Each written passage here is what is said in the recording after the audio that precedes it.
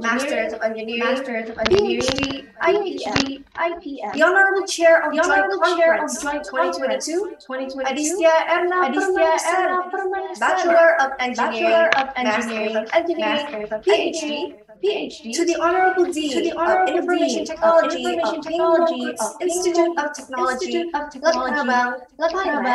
Thailand, the Honorable Head of Institute of Electrical and Electronics Engineers, Indonesia, Doctor of Engineering, Bachelor of Science, Master of Computer Science.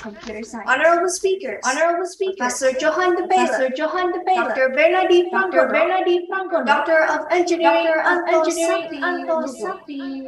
distinguished guests, ladies and gentlemen, from all around the world, welcome.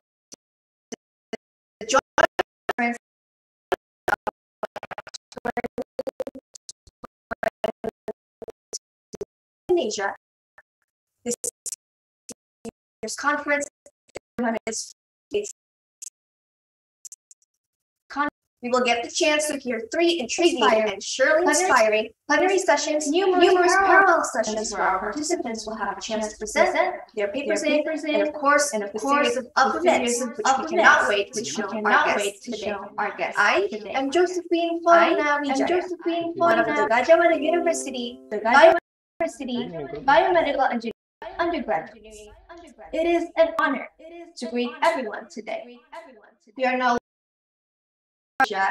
at 8 Jakarta time. Good morning, good afternoon, and good evening wherever you are. We would like to thank you for your participation in this year's International Joint Conference. Guiding today's opening ceremony, we hope who are here today will be enjoying and having a memorable time. Now, before we continue, as organizer of this year's joint conference, Gajah Mada University being located here in Indonesia, allow us to first and foremost play our national anthem, Indonesia Raya. We hope for all of our guests to please rise.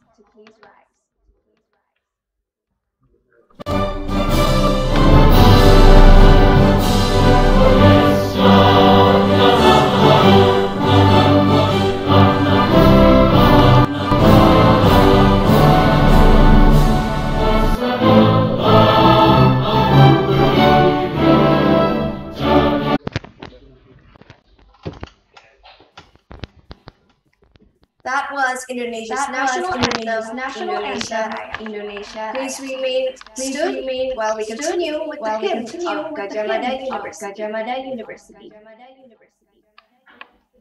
Oh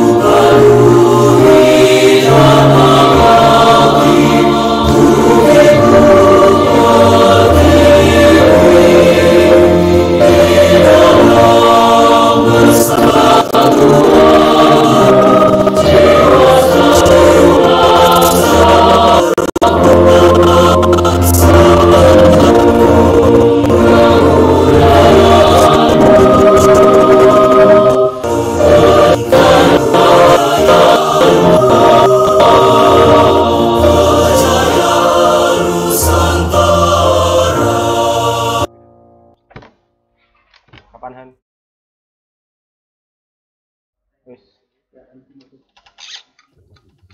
That was the hymn of Gajah Mada University, Yogyakarta, Indonesia. Thank you for all of our guests. Recording in progress. Recording in We will now progress. begin to open the joint conference of Icitee, Ibiomed, and Citee of 2022. To start, we would like to call upon the joint conference chair of 2022, Icitee Permanasari, Bachelor of Engineering, Masters of Engineering, PhD, to give her opening remarks. Icitee Permanasari, Bachelor of Engineering, Masters of Engineering, PhD. The floor is yours. Thank you. Assalamualaikum warahmatullahi wabarakatuh. Allow me in this opportunity to welcome all of these conference participants before praying our grateful and praise to the Almighty God for all His blessing, grace and mercies that have made us possible together virtually in excellent condition. On behalf of Joint Conference 2022 Committee, I would like to express my sincere gratitude and welcome all the experts and academicians from around the world to Joint Conference 2022. This agenda consists of three conferences. The 14th International Conference of Information Technology and Electrical Engineering, the 4th International Conference of Biomedical Engineering, and the 13th National Conference on Information Technology and Electrical Engineering. Moreover, I honorably welcome the Dean of Engineering Faculty, Universitas Gadjah Mada, Profesor the Head of Electrical and Information Engineering Department, Dr. Hanum Adi Nugroho, Dr. Wahyudi Hasbi from IEEE Indonesia, Recording stopped. Recording stopped. Prof. Johan Dipel, Recording in progress. Recording in progress. And Dr. Pirnarti Pranggono. The COVID-19 pandemic is still hitting around the world. The pandemic has forced us into a world only made possible through technology. Well, we regret that the COVID pandemic prevented us from holding the offline conference.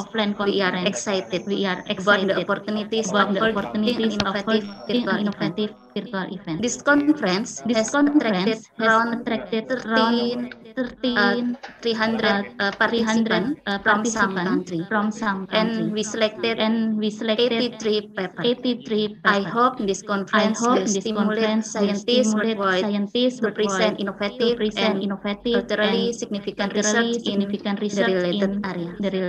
This conference will deliberate and discuss on the different facets of this exciting topic and come up with recommendations that will contribute to the science.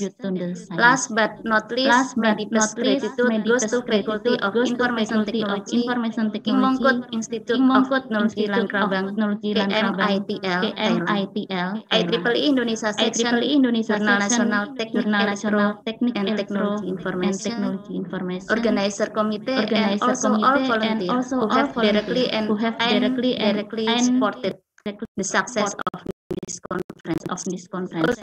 Although we try our best to be professional on behalf of the Department of Electrical and Information Engineering Universitas Gadjah Mada, please there be inconvenience that occur before, during, and after the event. To all of our guests, presenter, and participants, thank you for your participation. Welcome and have a great conference. Wassalamualaikum warahmatullahi wabarakatuh.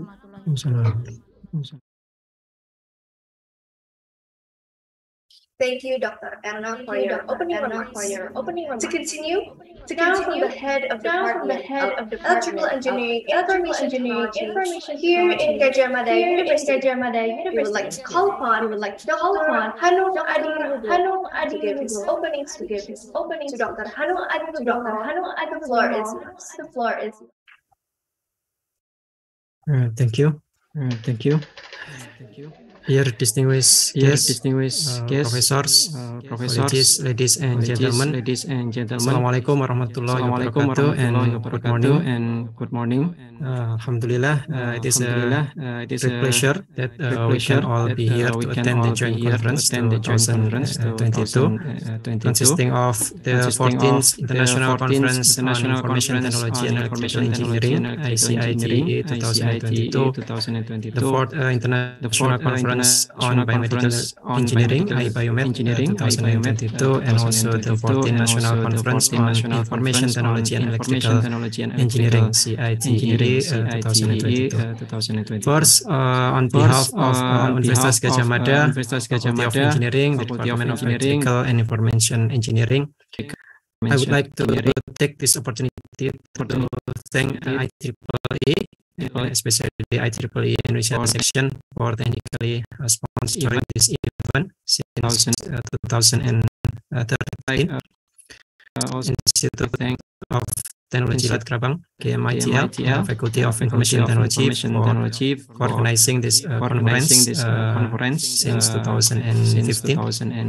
And also I would like to thank our keynote speakers, Professor Johan Dibaile from École Nationale Supérieure des Mines de Saint-Étienne, France, which is also our adjunct professor in our department since August this year. And also Dr. Bernardi Pranggono from Civil Alam University, and Dr. Eng Anto Satrio Nugroho from BRIN, Badan Riset and Inovasi Nasional. This joint annual conference 2022 has been the 14th conference since it was initiated in 2009 by the Department of Electrical and Information Engineering, Universitas Gadjah Mada. However, due to the rapid spread of coronavirus, still situation now, the conference has been conducted virtually since 2020. Although the conference must be conducted online, we hope that it can still be benefit to all of us. The world is dynamic and always changing. However, since this current pandemic situation has accelerated this change, and also science and technology play an important role in this change. And we hope that through this conference we can share ideas and update knowledge and information to find solutions to our research problem, as well as to learn beyond our field of interest, and also expand our network and our professional development. One of the key successes of this joint conference depends on the effort, talent, and energy of researchers who have written and submitted papers on variety topics, including information technology, signal processing and machine intelligence, communication and network technologies, power system, control system, electronic, circuit and system, and specific topics in biomedical engineering. It is also interesting to note that this joint conference received more than 300 papers from 18 different countries, and around 80 papers were accepted. We hope that there will be some high quality papers coming from this conference. Moreover, praise is also deserved for the program committee members and external reviewers who have invested significant time in analyzing and assessing multiple papers, who hold and maintain a high standard of quality for this conference.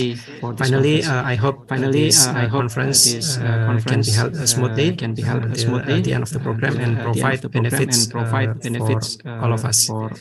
Stay safe and stay healthy. Wassalamualaikum warahmatullahi wabarakatuh. Thank you. Thank you, Dr. Hanuma for your opening remarks. We will directly go on to give their opening remarks. The Dean of Faculty of Engineering of Gadjah Mada University, Indonesia, Professor Selo. The floor is yours. Thank you very much. Good morning, everyone. Assalamualaikum warahmatullahi wabarakatuh. Salam Swastiastu, Namo Buddhaya, salam kebajikan, dan salam sehat kita semua. Dear distinguished guests, colleagues, professors, lecturers, speakers, presenters, and ladies and gentlemen.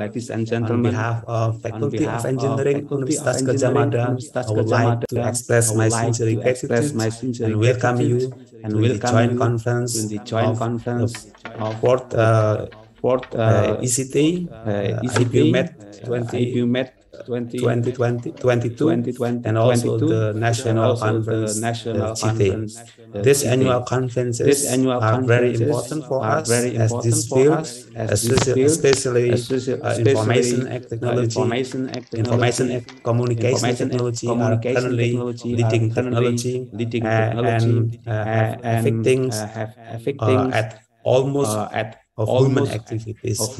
Now we are living in connected world where industrial 4.0 and also society 5.0 would lead us to a better life, smarter and also eco-friendly. More and more medical devices and home appliances, for example, will be connected to the internet, more smarter, helpful, providing better services for our life and health, and also big data, machine learning, artificial intelligence. These systems are now gradually replacing many conventional human activities.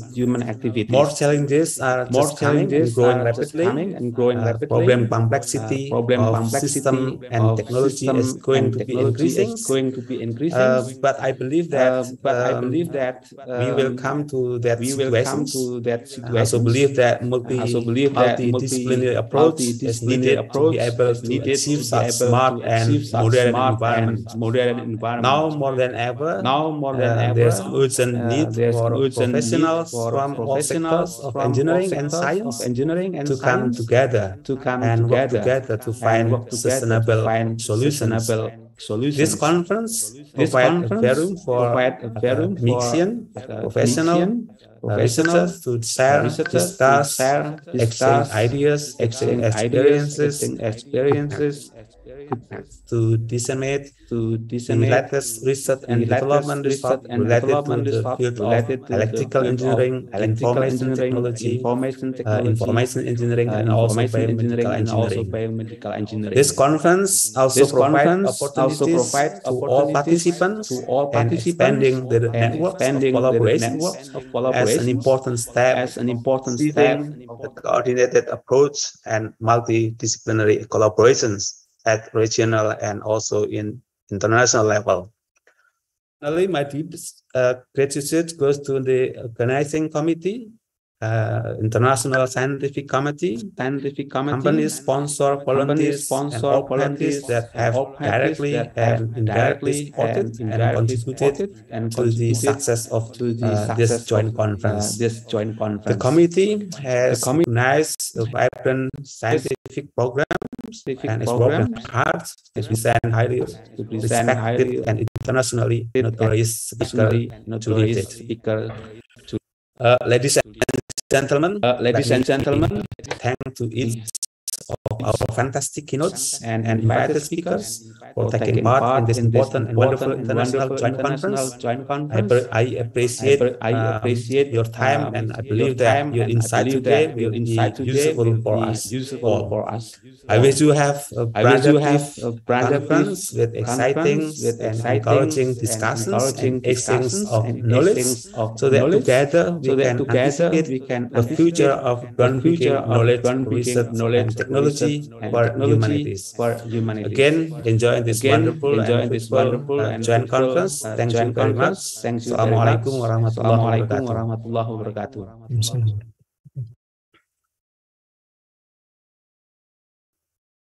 Thank you, Professor Salah, for the welcoming remarks. Continuing to give opening remarks will be the head of Institute of Electrical and Electronics Engineers, Indonesia, Wahyudi Hasbi. To Dr. Wahyudi Hasbi, the floor is yours.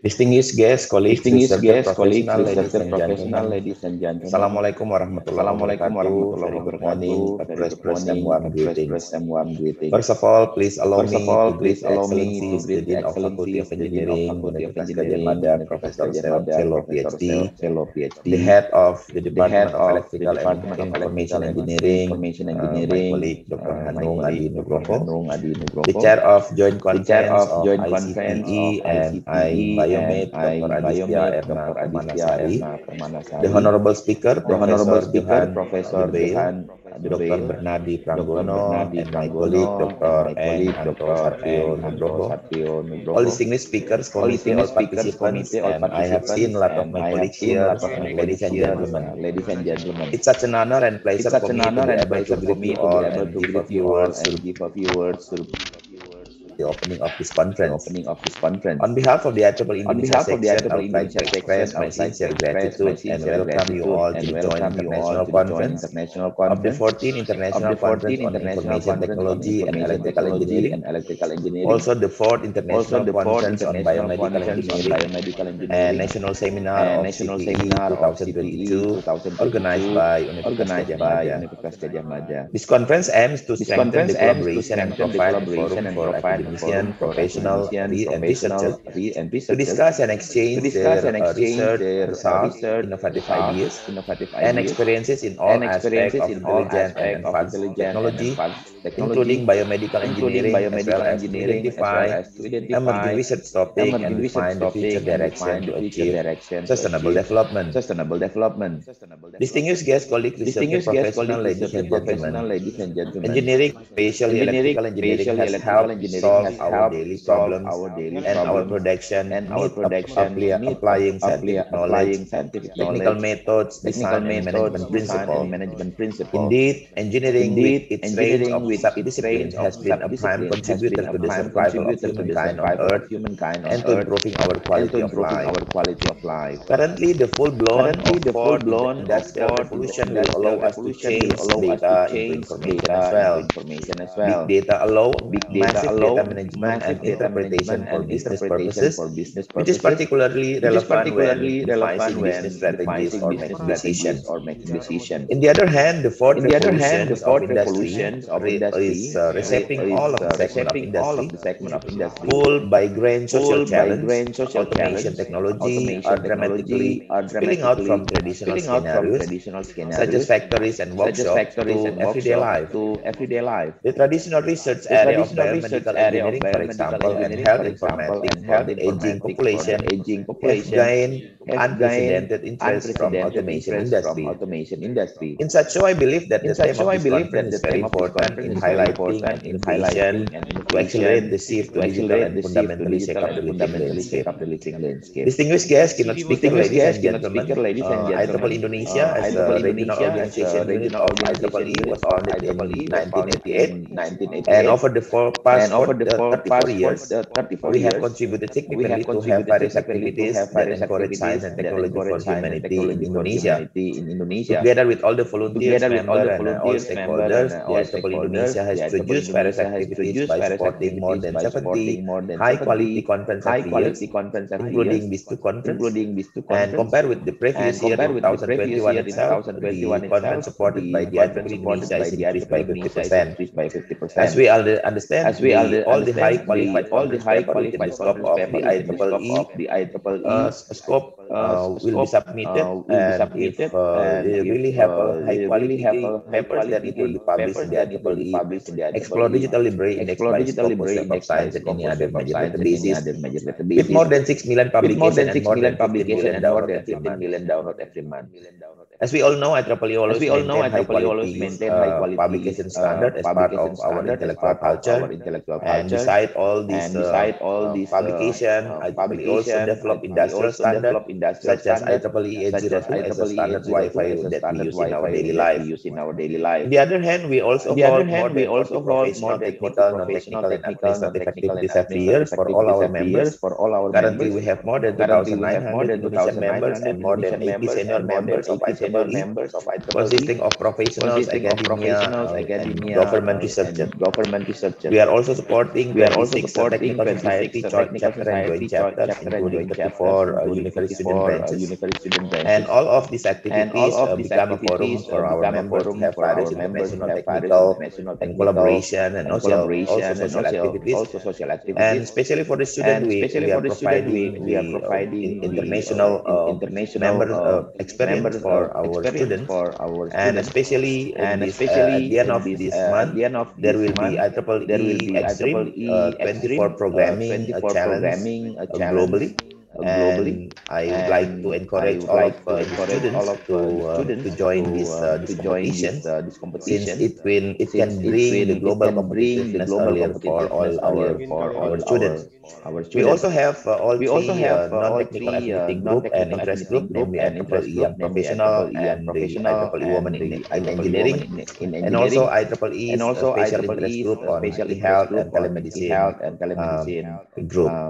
In 2021, we have established a cooperation agreement with Directorate General of Higher Education, Research and Technology, in which IEEE Indonesia support and synchronize the program with Indonesian Ministry of Education, Culture, Research and Technology, including taking part and supporting Kampus Merdeka Belajar. And of course, this historical collaboration to strengthen the development of Indonesian higher education, especially the 8 leading indicator of higher education in Indonesia. We are also exploring cooperation and already established some MOU with Indonesian industry in various activities, and also involving and providing input in preparing related government regulations. Last month ago, we established an MOU with the Indonesia Telecommunication and Digital Research Institute, or also known as Telkom Corporate University, in learning, research, and innovation collaboration to publication, empowerment, and education, to develop Indonesia's technology leadership, innovation capability, and digital talents. Last week ago, we also celebrated IEEE Days in America, in Jakarta, together with Dirjen Prof. Nizam, and really good celebration after almost 2 years with online activities only. So, ladies and gentlemen, in this occasion, I would like to express my gratitude to all of the committee who have worked very hard in preparing of this high qualified IEEE conference. I'm aware that putting together all the conference is not an easy task. Therefore, I sincerely hope for your cooperation and active participation in all of this conference program. I hope all of you will have an enjoyable and valuable experience during this conference event. Please share your best knowledge in your area of research and professional activities. Please stay active, stay healthy. Thank you. Wassalamualaikum warahmatullahi wabarakatuh. Waalaikumsalam.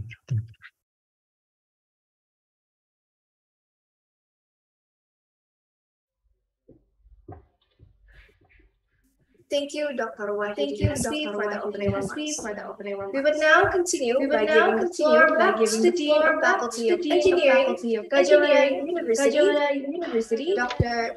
Professor to open officially today's joint conference. Well, thank you. By knocking my desk 3 times, I open this joint conference officially. Thank you. Have a nice conference.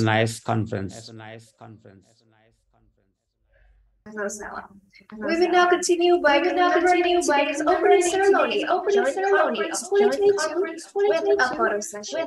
For all of our guests, we hope all of our participants to open our cameras, and for the comedy of Joint Conference 2022 to screenshot as a way to commemorate and document today's opening ceremony.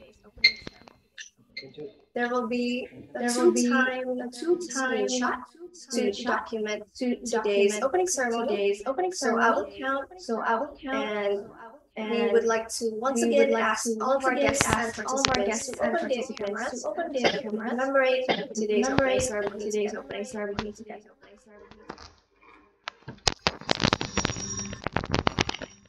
We will begin by counting to three. To the first slide. One, two, three. Continuing on to the second slide, we once again asked for all of our guests to open the cameras. To the second slide. One, two, three.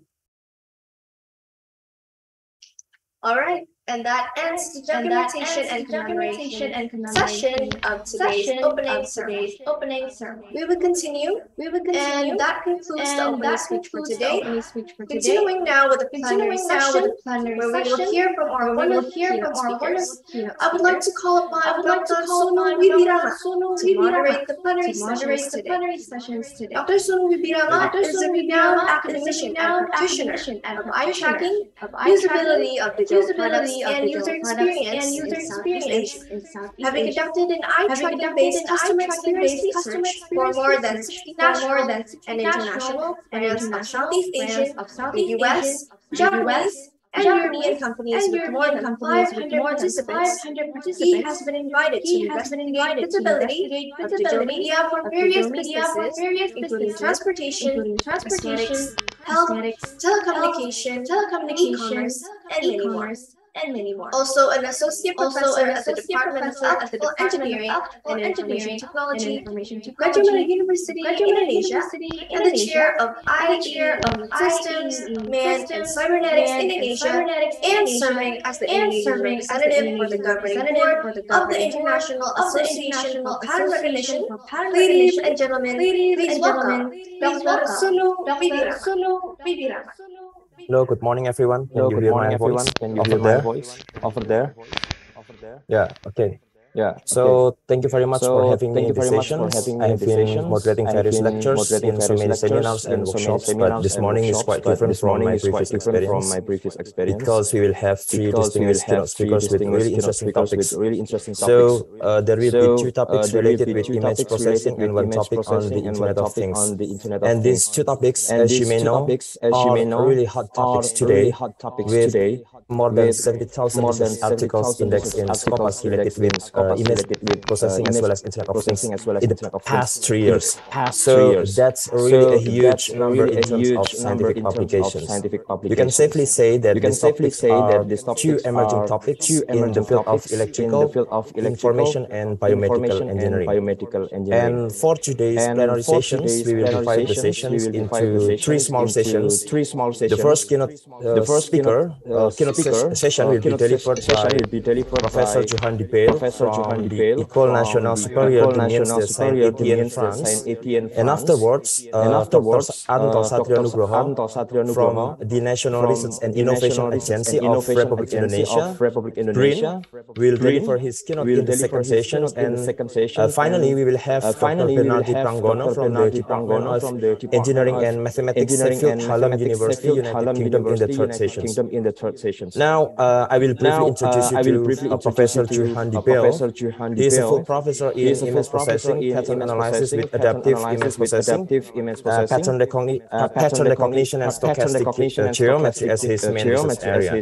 He is currently also an adjunct professor in our department, the Department of Electrical and Information Engineering, Faculty of Engineering, UGM. He has published more than 50 international journal papers and becomes a member of the editor team in several international journals, including Pattern Recognition Letters, Journal of Imaging, Image Analysis, and Stereology. He is also a fellow member of Iot, Institute of Engineering and Technology, ISAC, International Society of Applied Computing, and several other well-known scientific societies. Also, he has been invited as speakers of workshops and seminars internationally, including Indonesia, China, Finland, Germany, Maldives, Italy, Tunisia, Singapore, Morocco, Greece, Portugal, South Africa, Africa, Japan, India, the United States, the Netherlands, Chile, and Egypt.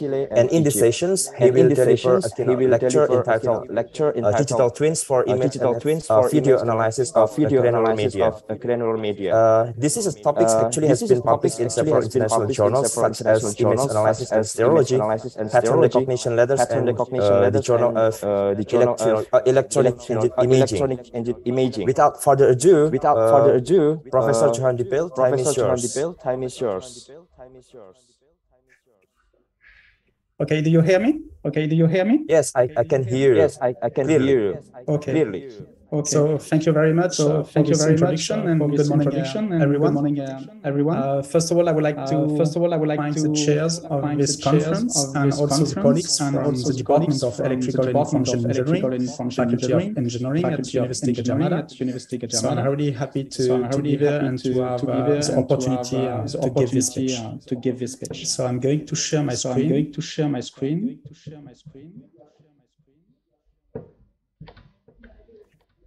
Is it okay?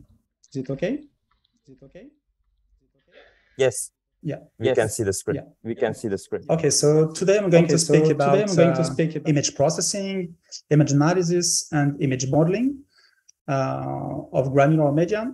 And more specifically, I will try to speak about some geometrical digital twins. And I hope I will convince you that these tools are very useful for different applications. And mainly, I will try to show you some illustration for chemical engineering.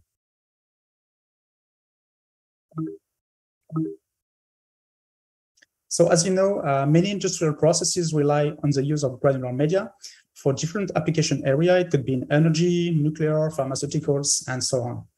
And for sure, the companies need to better control and optimize such processes. And for that, they need to better understand the physico-chemical behavior of the granular media. For example, when you have an interaction with a gas or liquid, where you have some thermochemical transformation, where you have your granular media in a flow, and so on. And in this physico-chemical settings, there is one key point. This is the geometry of the granular media. In fact, so granular media is just a population of particles. We will see some illustration just after. And to access this geometry and morphology of granular media, one option is to use image acquisition and analysis. So it means that the context is the following one. We have some images representing some population of particles. So particles could be, is given in a very large sense. It could be some crystals, some bubbles, droplets, and so on. So you have here different illustration. So the first one here is some crystals of oxalatomonium, which are used in the pharmaceutical industry. You have some gas bubble here into a liquid, representing which are used in nuclear energy. We have also some bubbles here as an emulsion, and also some very specific structure like aggregates of elementary particles, which are used in automotive industry. And from these images, in fact, the question is how we can extract some characteristic from these particles. So it means that we need to quantify these images to extract some information about the size, for example. So we speak about the area, the diameter of the particles, but also the shape independently of the size. So we can be interested in the elongation, roundness, or fractality, for example, for these aggregates. And also we are interested in the spatial distribution of the particles. So for example, here, it could be very useful to have such information to characterize some aggregates, for example, when you have very complex spatial structures. And so I told you in my first slide that I'm going to speak about image processing, analysis, and modeling. So what I mean by image processing is the different steps for going to gray level images or color images to a binary image. So it means that you would like to simplify your image. Okay, so for example, here with this image of gas bubbles in black into a liquid here, you can make different image filtering to try to remove some artifacts, to try to enhance the image, to improve the quality. And after that, it will be easier to simplify your image into a binary one. So it means that here, you have your object of interest, the gas bubbles, in black, and in white the background. Okay, but be sure that generally this segmentation step is generally very difficult. Okay, segmentation is the step going from this original image to this binary image, and it's difficult because you can have a lot of artifacts. You can have some noise, you can have some blur, you can have a low contrast, and regarding these different difficulties, it could be very hard to have this binary image. But this is for image processing. Once you have binarized your image, you can characterize your population of particles. You can characterize the population as a whole, or you can characterize individual particles. And so you can define different morphological measurements. So not only related to the size distribution, you could be interested, as I told you, by the circularity, the elongation, or some topological characteristics. So from this image, this binary image, you can extract by image analysis, for example, the size distribution. So it means that on the first axis here, you have, for example, the equivalent diameter, and here is the frequency on the second axis. For the shape distribution, on the first axis, you have a characteristic related to the shape. So for example, the ellipticity or the elongation and the frequency. Okay, so for that, you can do that, but you can see that on this image, for example, you have a lot of superimposition, a lot of overlapping of the particles. And if you would like to characterize the individual particles, it's not so easy because you have a lot of clusters here. And so, in fact, you need to individualize the particles before making some measurements. And this one is generally a difficult step, mainly when you have a very dense flow, for example, of particles where the density is very high. But we will see how we can use some tools to try to individualize such particles and thereafter make some image measurements. Okay, and when I speak about image modeling, it's really different because from this image, it's a binary image.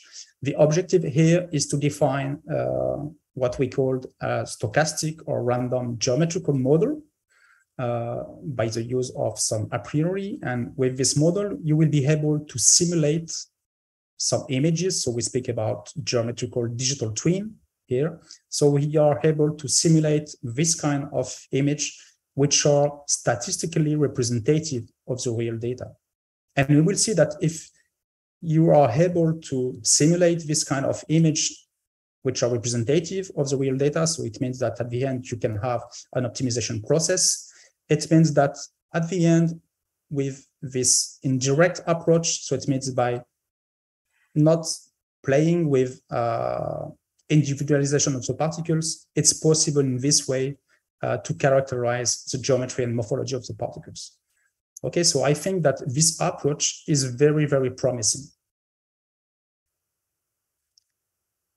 Okay, so after this very short introduction, remember the general objective is to characterize the geometry and the morphology of the particles from images, because this characteristic will be, they have to include it into physical chemicals models, as I told you, to try to better understand the process and to make better control and better optimization. And so I would like to show you some real examples of these different steps of image processing, analysis, and modeling of particle population for two real applications in chemical engineering. The first one is related to crystallization processes, which are used in the pharmaceutical industry, and the second one in nuclear fuel recycling processes. So let's start with the first application on crystallization processes. So the context is the following one. So this is, as I told you, a pharmaceutical issue. And when you would like to produce some active ingredients for the drug, you have a main step, which is the crystallization. In fact, this is a transition from some liquid phases to a solid phase. So it means that during the process of crystallization, you have the nucleation of some crystals and the growth of some crystals. So it's a dynamic process. And it has been proved that the quality of the drugs depends on the geometry of the crystals. So for sure, the companies need to control the geometry of the crystal during this crystallization process. And for that, for sure, we have different techniques, possible techniques. We can use some offline granulometry techniques. Granulometry is just to mention size or shape distribution. But with these offline techniques, in fact, you need to stop the process to get some samples, and with some shape assumption, for example, where you consider that you have some spherical particles, it's possible to extract some geometrical information. But you have a lot of disadvantages. And one option is to use some online granulometry technique. So it means that you are able to have some sensor in the reactor during your process, and you will be able to acquire some image. And after that, with some image processing analysis, it's possible to extract some quantitative information. So in our lab, we have this kind of experimental setup to try to reproduce at the lab scale this crystallization process. So we have here a reactor with a stirrer here. And so here we have the chemical transformation, the crystallization process. So it means that we have a dynamic process where we have some crystals that nucleate, and also they grow all along the time, and they are in motion inside, okay? And you have different sensors to get the temperature, the pressure, and so on. But mainly you have this in situ image acquisition probe, which is related to a computer. So it means that we are able to visualize at a specific location some crystals during the process. And here are some illustration of some images we can have. So for different kinds of crystals. And so you can see that if you would like to extract some quantitative information here, it's not really easy because, for example, here you have some particles which are not focused. They are out of focus. They are not on the focal plane. So it means that you have some blur. You can have a lot of superimposition also of the particles because for sure we only have a 2D sensor. So it means that in fact, you are looking some 3D particles, and with your 2D sensor, you only see the shadow or the projection of your particles. So you can have a lot of superimposition. And as I told you, to make some measurements of these crystals, firstly, you have to individualize these crystals, okay? And it could be not so easy when you have a high density of crystals. Okay, so the scientific issue objective, I remember it's the real-time granulometry. So we're interested to get the geometry and the morphology of the crystals during this process. The difficulties I told you, so we have some problems of out of focus. So we need some kind of inverse filtering in image processing. We have some overlapping, so we need to individualize the particles. Also, we have a problem because, in fact, it's some 2D images. So even if it's possible to individualize the particles, at the end, you have only 2D measurements. And it will be better for sure to have some 3D information. Okay. And we will see also how we can use image modeling with the digital twin when we have a high density of particles, because for sure it will be more difficult to process such images. For the out of focus problem, we can start with this image. So you can see that you have some particles which are on the focal plane, like this one, and some of them are out of focus. And firstly, you can try to make kind of segmentation. It means that we separate the spatial support of your image into different regions, and you have one particle by region. At this time, we consider that this one is only one particle, but it seems wrong because I think that we have a lot of particles in superimposition or some aggregation of the particles. But at this time, we consider that we have only one. And so you have one region per particles. And for each region, you can compute some statistics on the gray levels, for example, the mean, the variance. And with these statistics, it's possible to say if the particle is out of focus or on the focal plane. Okay, so you can make some measurement and take a decision.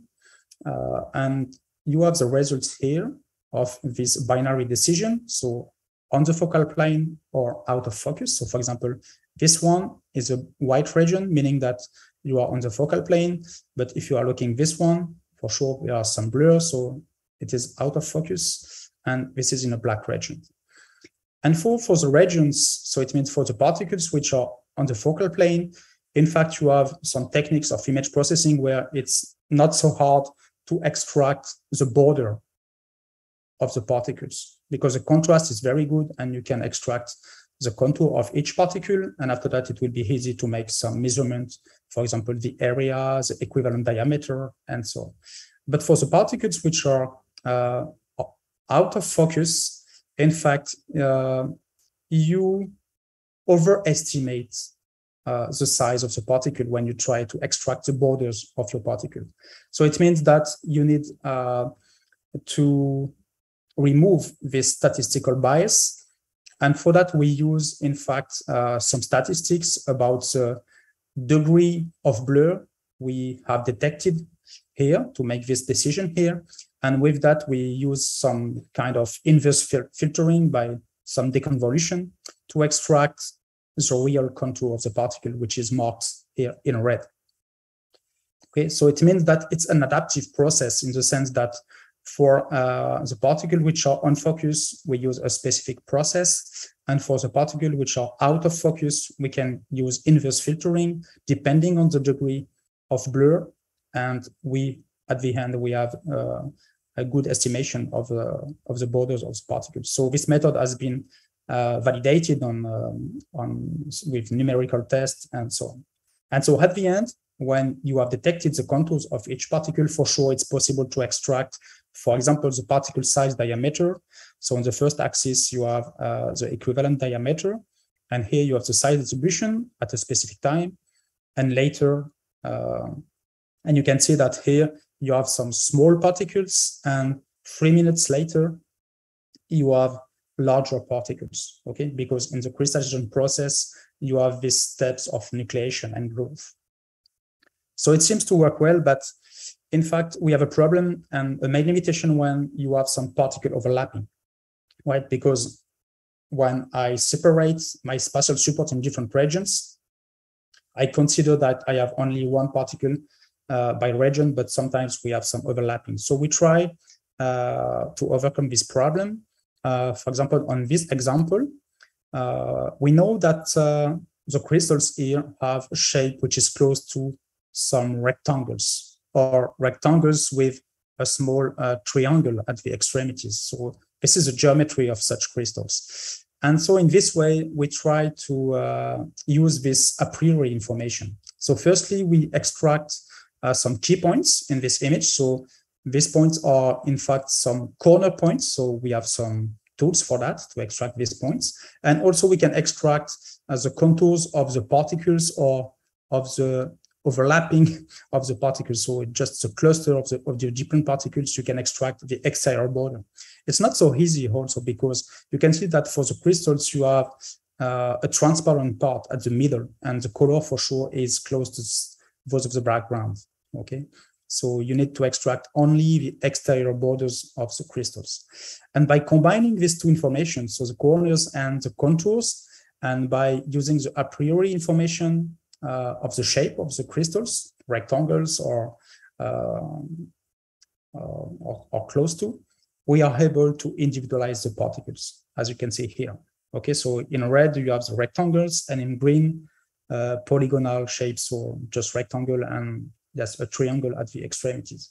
Okay, and so it means that if you have this image, even with overlapping, if you have some a priori information about the shape, it's possible in this way to individualize the particles. And for sure, you can extract some geometrical information.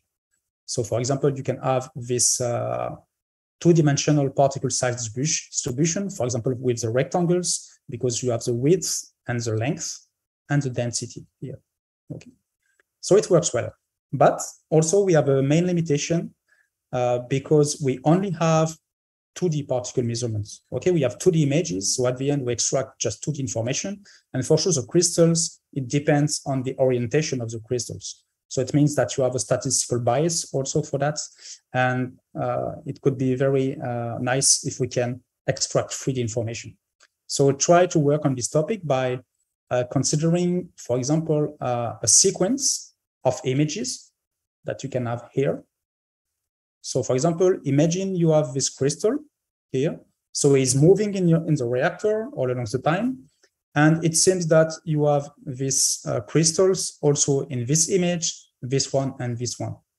Okay, so it means that if you are able to track this particle, you can consider that you have different 2D views of the same particle, okay? Because you have different 2D projection, different 2D or different orientation of your crystals. And so the question, scientific question is it possible from this 2D projection, so which is represented here in a simple way, imagine you have this 5 2D projection, is it possible to reconstruct or to know the 3D geometry of your crystal? Is it this one, or another one? Okay. And with some tools of probabilities and statistics by using the maximum likelihood inference, it's possible to do that. So we have some papers on that. And it means that if you are able to track the particles, and at the end, you are able to extract some 3D information of your crystals. And at the end, it's very interesting because from these 2D images, you are able to extract 3D size distribution. Okay, so if you make the assumption that your crystal is a 3D rectangular cuboid, for example, this one, you can individualize the particle, you can try to track your different particles in your image sequence, and at the end, you are able to reconstruct the 3D objects. Okay, so this is here, the 3D size distribution all along the time. So at different time steps. But here, which is really important, is that on the first axis, you have a 3D information. So for example, the volume of the particles. Okay, again, it works well, but it's more difficult because you have firstly to individualize the particles and also to track the particles. And for sure, when you have a high density of the particles, it's very hard to use this kind of techniques. And so we propose to use a completely different approach by using the digital twins and related to the geometrical modeling. So what is geometrical modeling? So I start with this gray level image. And with, as I told you, with image processing, you can make some image filtering and segmentation to have this simplified image. So it's just a binary image. You have the crystals in black and the background in white. And the idea here is how we can define a representative geometrical model of such crystals. And for this kind of crystals, we can make the assumption that the crystals are rectangles, approximately. So it means that our model is, from a geometrical point of view, is a population of 2D rectangles. And I will come back on this keyword random. So the question is, now, how, with this geometrical model, it's possible to simulate some images which are representative to the real data. So how we can simulate an image? So for sure, we have a model depending on different parameters. So you have the number of particles here, n. You have the position, so the center of the particle with the coordinates x and y. And you have the shape of the particle, so a, b, and theta for the width, length, and orientation of your crystals. Okay, and you can see that you have the keyword here, random, because we would like to play with random numbers. Why? Because in fact, we would like to be able to simulate different samples of the same population. Because imagine with your reactor, if you remember the experimental setup, you have your in situ probe inside, but if you change a little bit the location of your probe, for sure you will have different images, or just by 2 different times, you can have different images, but representing the same population. So we need to have a model able to simulate different samples of the same population and not just only one image. And so it's a reason why we play with random numbers. So in this way, we will be able to simulate different realization of this random model. And for sure, for these different values, for a better understanding, I represent these random values. So behind you have some probability distribution. and I compare this probability distribution with some dices, okay? Because when you throw your dices, you have a random value representing a specific number of particles, for example, also for the position and for the shape, okay? So you have different dices representing your probability distributions. So now, to simulate an image, I propose you to play with dices. So let's play with dices. So if I would like to simulate an image, I can take the green dice, I throw my dice, and imagine I have n equals 8. So it means that you would like to simulate 8 particles for this simulation. And for the first particle, also you throw the red dices just to have a random position, x and y, and you throw the black dices to have the width, the length, and orientation of your first crystals, for example, this one, okay? And again, you repeat the experience here by throwing your red and black dices for a second particle, this one, a third one, and you continue until you reach the value n equals 8, remember. Okay, so I continue. And for sure, you can just remove the parts outside the spatial support. And here is a very simple method on how you can simulate an image representing a population of rectangles. Okay, so just by playing with dices, so playing with probability distribution and random values. For sure, if you repeat the experience with the same probability distribution, so it means with the same dices, you will have different realization. Okay, so if you repeat for a first experience, you can have this one, a second realization, this one, a third one, this one. But these 3 images comes from the same probability distribution. Okay, you played with the same dices. So it means that they are statistically equivalent, right? And so for sure, we would like a lot of flexibility of our model to represent different situations.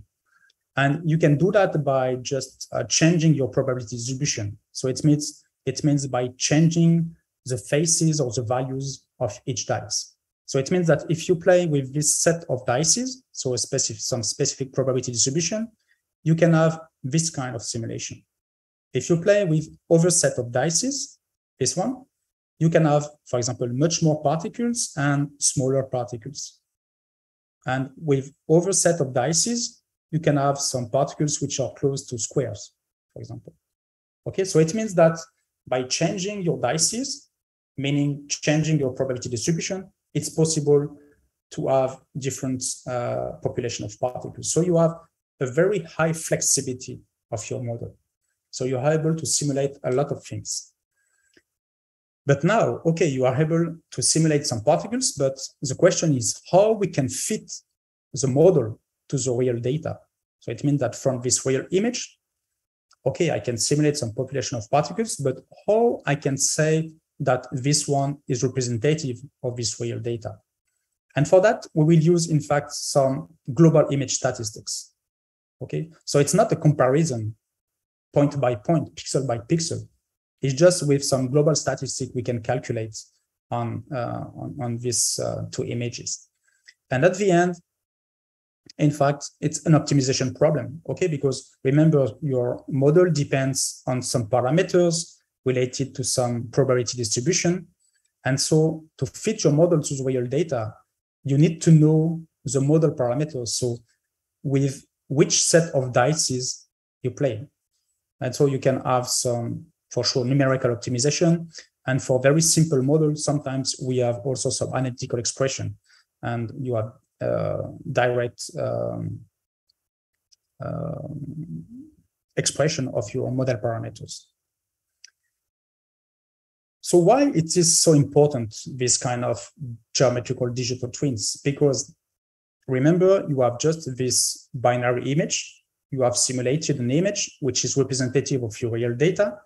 And in this way, you can consider that the size distribution of this one is equivalent from a statistical point of view to this one, to your model, okay? Because you fitted your model to the real data. So you can consider that the granulometry here is equivalent to the granulometry of this image.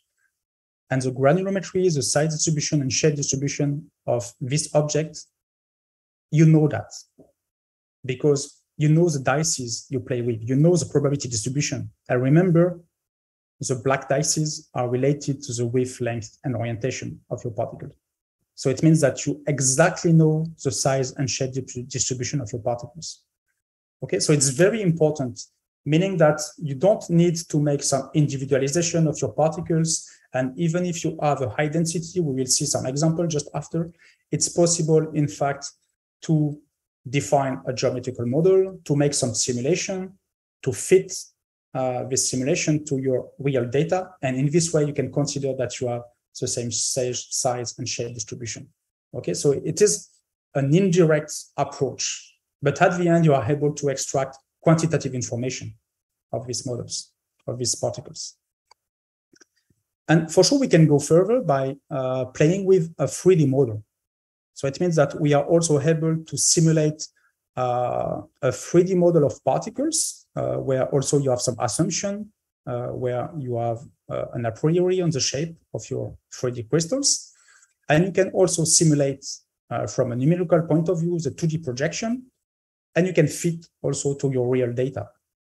Okay, but here it's much more interesting because with this 3D digital twin, you're able to fit the model to the real data. It means that we can consider that these crystals comes from this 3D size and shape distribution. And again, you know all the parameters here if you made the fitting of this model. Okay, so it means that from 2D images, you are able to extract 3D information because you define a 3D geometrical model, 3D digital twin. Really interesting. Okay, just another example for an application of nuclear fuel recycling processes. So the context is about recycling processes of used nuclear fuel. And so there are different reactors in chemical engineering. You can have here some illustration. And one objective is to extract and recycle some critical metals. So it's related to hydrometallurgy, and we are interested in the hydrodynamics. And so we have a multi-phase flow that the companies need to control. And so they need to characterize the dispersed phase. And one option, again, is to use image acquisition and analysis. So this is the experimental setup. So we have a multi-phase flow here. So we have some gas bubble into a liquid. We have a collimated light, and you have a sensor here. And at the end, you are able to acquire this kind of images. So you have the gas bubbles in black in the background.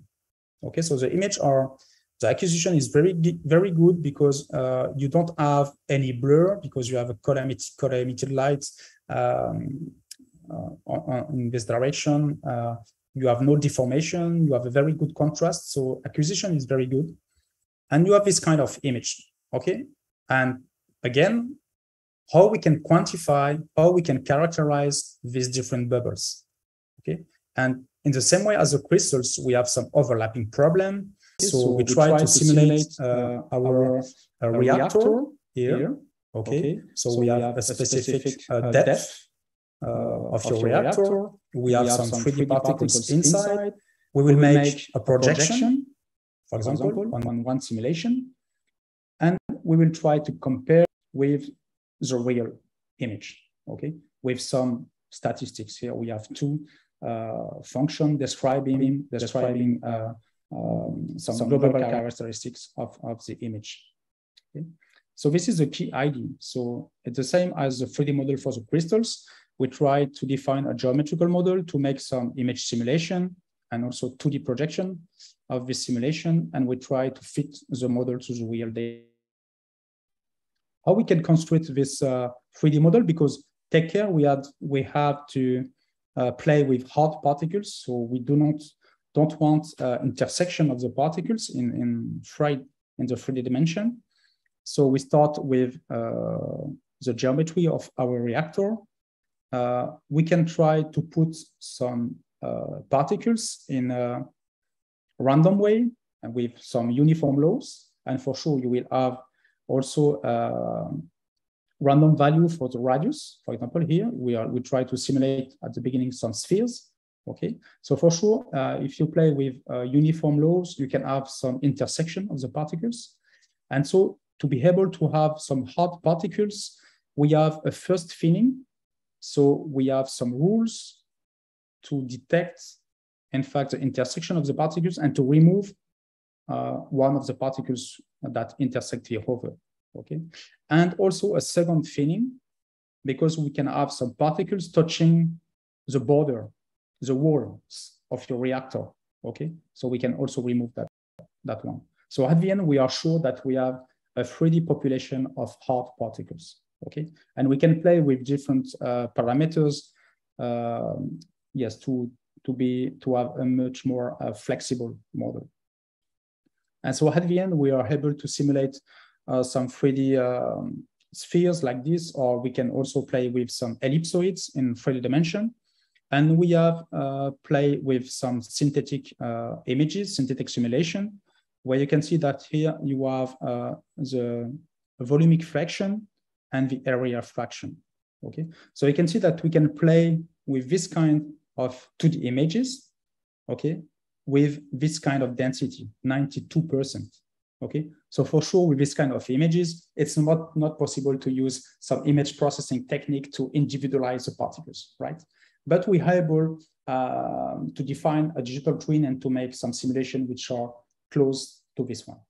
Okay, and so we try to compare our two statistics here between the real data and the fitted model.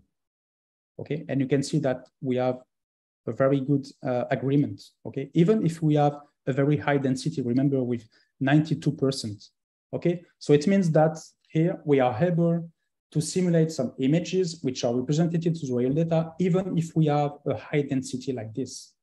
Okay, and we have a model in 3 dimension. Okay, so at the end, we are able to characterize and to estimate the 3D characteristics of our bubbles. We have also played on real images here with different conditions also on the flow rates. So we have different kinds of images. So here you can see that we have larger particles, okay? And we try to use our model and to fit also to the real data. So these are some experimental images in the with the 4 condition, and the equivalent from a statistical point of view, model image. Okay, so it seems relatively similar, and we can quantify the difference with our specific characteristics here. Okay, and you can see that it seems to work not so bad for very small flow rates, 5, 10, and 30, but for 50, you can see that you have some differences. So it means that our model is not flexible enough. Okay, for example, when you locate your particles in with a uniform law, maybe the uniform law is not the best one. Okay, so in fact, we have some work in progress here to try to get a model which is more representative of the reality. Okay. Right, so I can try to conclude now. So as a synthesis of this keynote, as I told you, we can use some tools of advanced image processing and analysis to try to individualize some particles that you can have in an image. And after that, if you make this individualization on the crystals or here on the bubbles, you can extract different information very easily regarding the size distribution, the shade distribution, or spatial distribution. But more interesting, I think this one is much more promising, because if you have this kind of image, you do not need to make image segmentation, image individualization, and so on. You just simplify your image, and you are able to simulate a digital twin. So to simulate some images which are representative of your real data. Okay, and if you fit your model, remember that we can consider that the size distribution are equivalent, okay? And for the model, you know the parameters, so you know exactly the size and shape of your particles. And even more, you can play with a 3D model and making numerically a projection to get a 2D image that you fit to your real data. So it means that at the end, even if you have 2D images with a low or high density, it's possible to define a 3D model and at the end to get 3D characteristics. Okay, so it's not possible for sure with classical image processing and analysis from 2D images. So for this different simulation, we have some homemade softwares. We validated the model on some real experiment, for example, with calibrated particles, and also on numerical experiments, meaning that we can try to simulate one image with a specific model, so we know exactly the parameters, and we consider that this is our real data. And you can try to use the proposed approach to see if you are able to find the good parameters. From a theoretical point of view, for some simple model, in fact, you have some analytical expression and it will help for the optimization process. So it means that it reduces the complexity of the model. Okay, because if you have a lot of flexibility of your model, it means that you have a lot of parameters, so a lot of probability distribution, so a lot of dices. And for sure, it will be much more complicated to fit your model to the real data. Okay, so some scientific challenges on these digital twins. We can try to define some models with interacting particles. So some authors have already worked on that, but it mainly depends on the application. So you have to try to put some rules of interactions, or attraction or repulsion between the particles. You can also play with dynamic models. So you had parameter regarding the time. So it means that you're able at the end to simulate a spatio-temporal population of particles. And for sure for that, in fact, you had some parameters, okay, because you have some parameters related to interaction, some parameters related to the time. And so you add some probability distribution. So you had some dices, okay? So it's possible, there is no problem. The only problem is the optimization process, because for the optimization process, you are in a higher dimension, okay? And it will be more difficult to fit your model to the real data. And one other point, which is interesting, we started a PhD in 2020 with that. It's about geometrical modeling and machine learning. So we try to combine these two approaches, so digital twins and machine learning. Why? Because when you have a model with some parameters, you are able to simulate different realization, a lot of images, okay, a lot of samples, where you exactly know the parameters, you know the probability distribution, you know the value and the number of faces of your dice. Okay, so it means that you have a large database, you can have a large database with the labels. Okay, you know the size and shape of your particles. And so it will be interesting to use machine learning to try to train the machine to learn these things between the images, for example, with CNN, and the parameters of your model. In the sense that at the end, if you have a real image, you can try to use your trained model to retrieve the characteristics of your particles. And so at the end, we have some work in progress, and we have some promising results about that. Just to mention, it's my last slide, we can define digital twins for other application examples. In fact, you can use for very, very different application in chemical engineering, in material sciences, also in biomedical engineering. So here it's just some 3D images coming from X-ray tomography representing the microstructure of some fuel cell electrodes, where here you have the real data with two phases. So you have a porosity and a metallic phase. And here you have porosity, you have metallic phase, and another phase, ceramic phase. And also with some different models, it's possible to simulate some virtual images, okay, some simulated images which are representative of your real data. And it's very interesting, in fact, to make this simulation, because at the end on this application, we try to make some relationship between the geometry of the microstructure and the electrochemical performance of these fuel cell electrodes. So it means that with this digital twins, it's possible to simulate different geometries by just changing the parameters of the models. And also numerically, it's possible to extract some information about the electrochemical performance. And in this way, we can try to make some statistical relation between these two quantities. Okay, so also you have some papers about this specific application. And I thank you for your attention. Okay, thank you very much, Professor DePail, for very interesting presentations. For all participants, do you have any questions regarding the method Professor Johan DePail presented already? So as I know that you are trying to actually digitally characterize particles, right, in the pharmaceutical industry. And I know that characterization is important to understand the drug efficacy, right?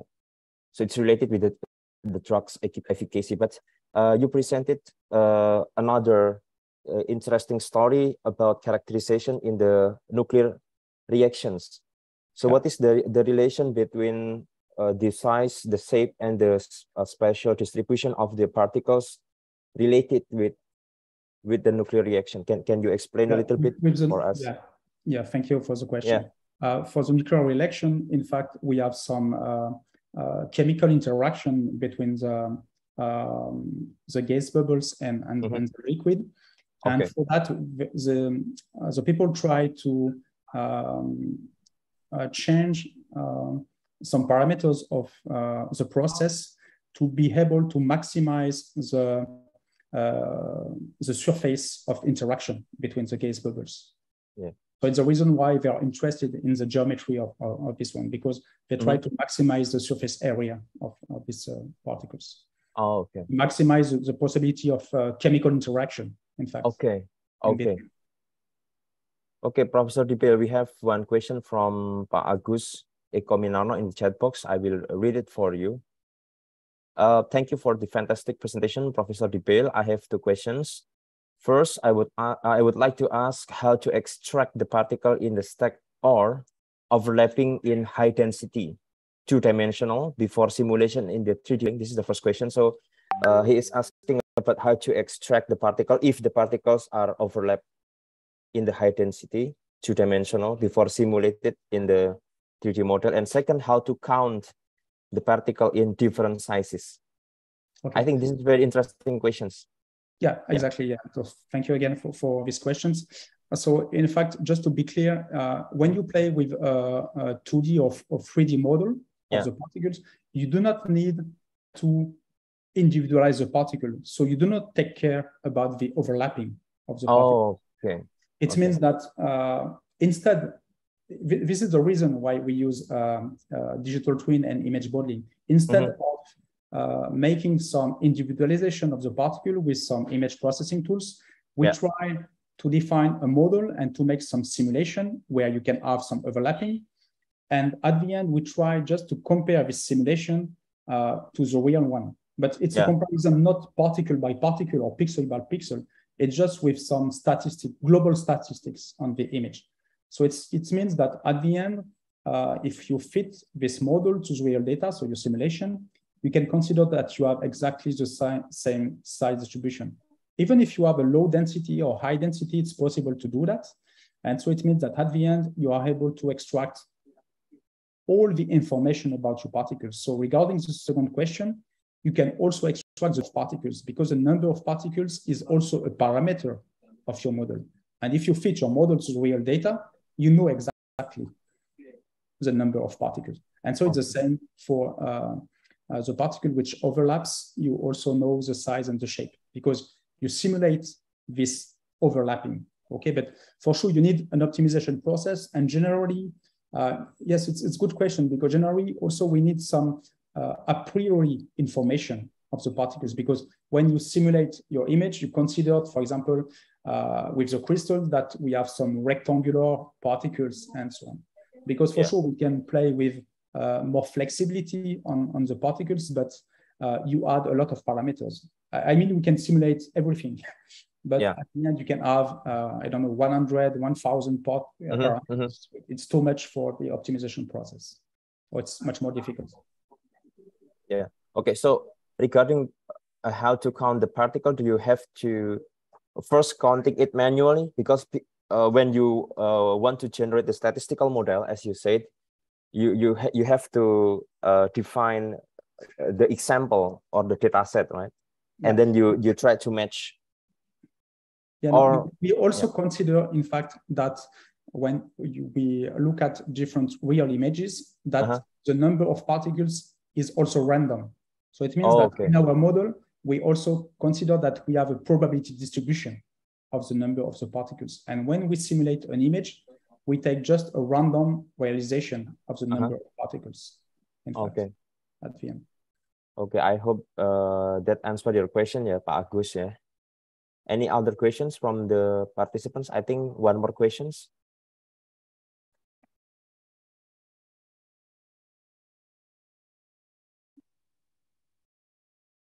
No questions? Okay, well, I think a final question from me, Professor Dibel. You say that you need to extract 3 characters, right? Size, shape, and spatial distribution. What about the position of the particles itself in the 2D area? Does it matter for the, I don't know, you use it in the chemicals like pharmacy or in the nuclear reaction, the spatial position, does it matter? Yeah, it's a very good question. In fact, if I try to go back to some results where we have, I try to find it. Yes, this one, for example, here. It means that on our, on our real image here, in fact, when we define our model, we try to put and to locate our particles in a uniform way. Okay, it's random, but with a uniform law. And it seems that it's not really true for this kind of real images. So it means that we have, for high flow rates, it seems that it's not really uniform, in fact. So we think it's the reason why we have these problems here for this high density. It means that we have to have a more flexible model. And actually, currently, in fact, we try to use different probability law, not uniform, but we need to make some maybe attraction or repulsion of the model, which maybe is more representative of our real data, like this, where we can say that it's not really uniform. I think it's a reason why it's not really a good fit here. Okay. Okay. Thank you very much, Professor Dibel, for the very interesting presentation today. And now we will proceed to the next keynote speaker. I will try to introduce you to Dr. Anto Satrio Nugroho. Thank you very much. Anto, yeah, are you there, Pak Anto? Yes, it's me.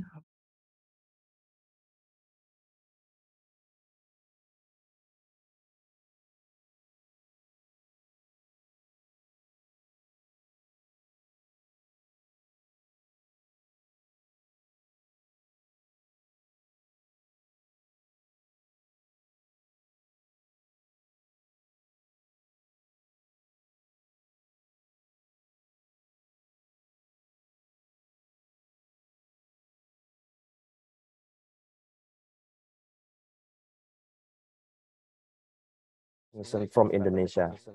He has been working on various research topics, including computer-aided diagnosis for early diagnosis of malaria, which will be presented today, according to the rundown from the committee, and then multimodal biometrics identification system for Indonesia electronic ID, dengue early warning system, and face spoofing detections.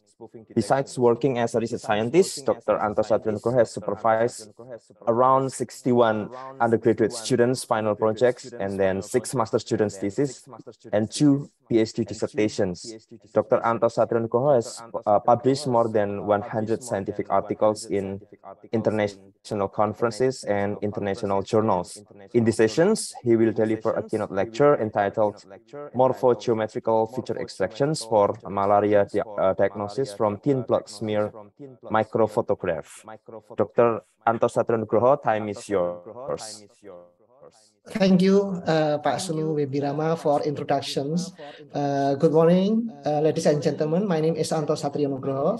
I'm working at Research Center for Artificial Intelligence and Cybersecurity, National Research and Innovation Agency. I want to share the slides. Yeah, please, Pak Anto. Can you see the slides, Pak Sunu? This moment it's loading, I think. So, I don't know, it's still black screen, but okay. What about the other audience? Can you see the presentation of Dr. Anto? Not yet, eh? Okay. Okay, okay.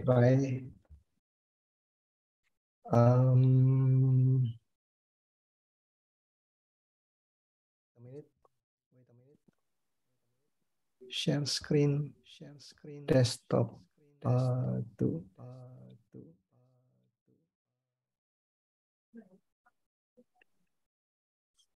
What about this, Pak Sunu? Yeah, okay. Now it's yeah, it's already loaded. Yeah, okay. Yeah. Thank you. My name is Anto Satrianugroho.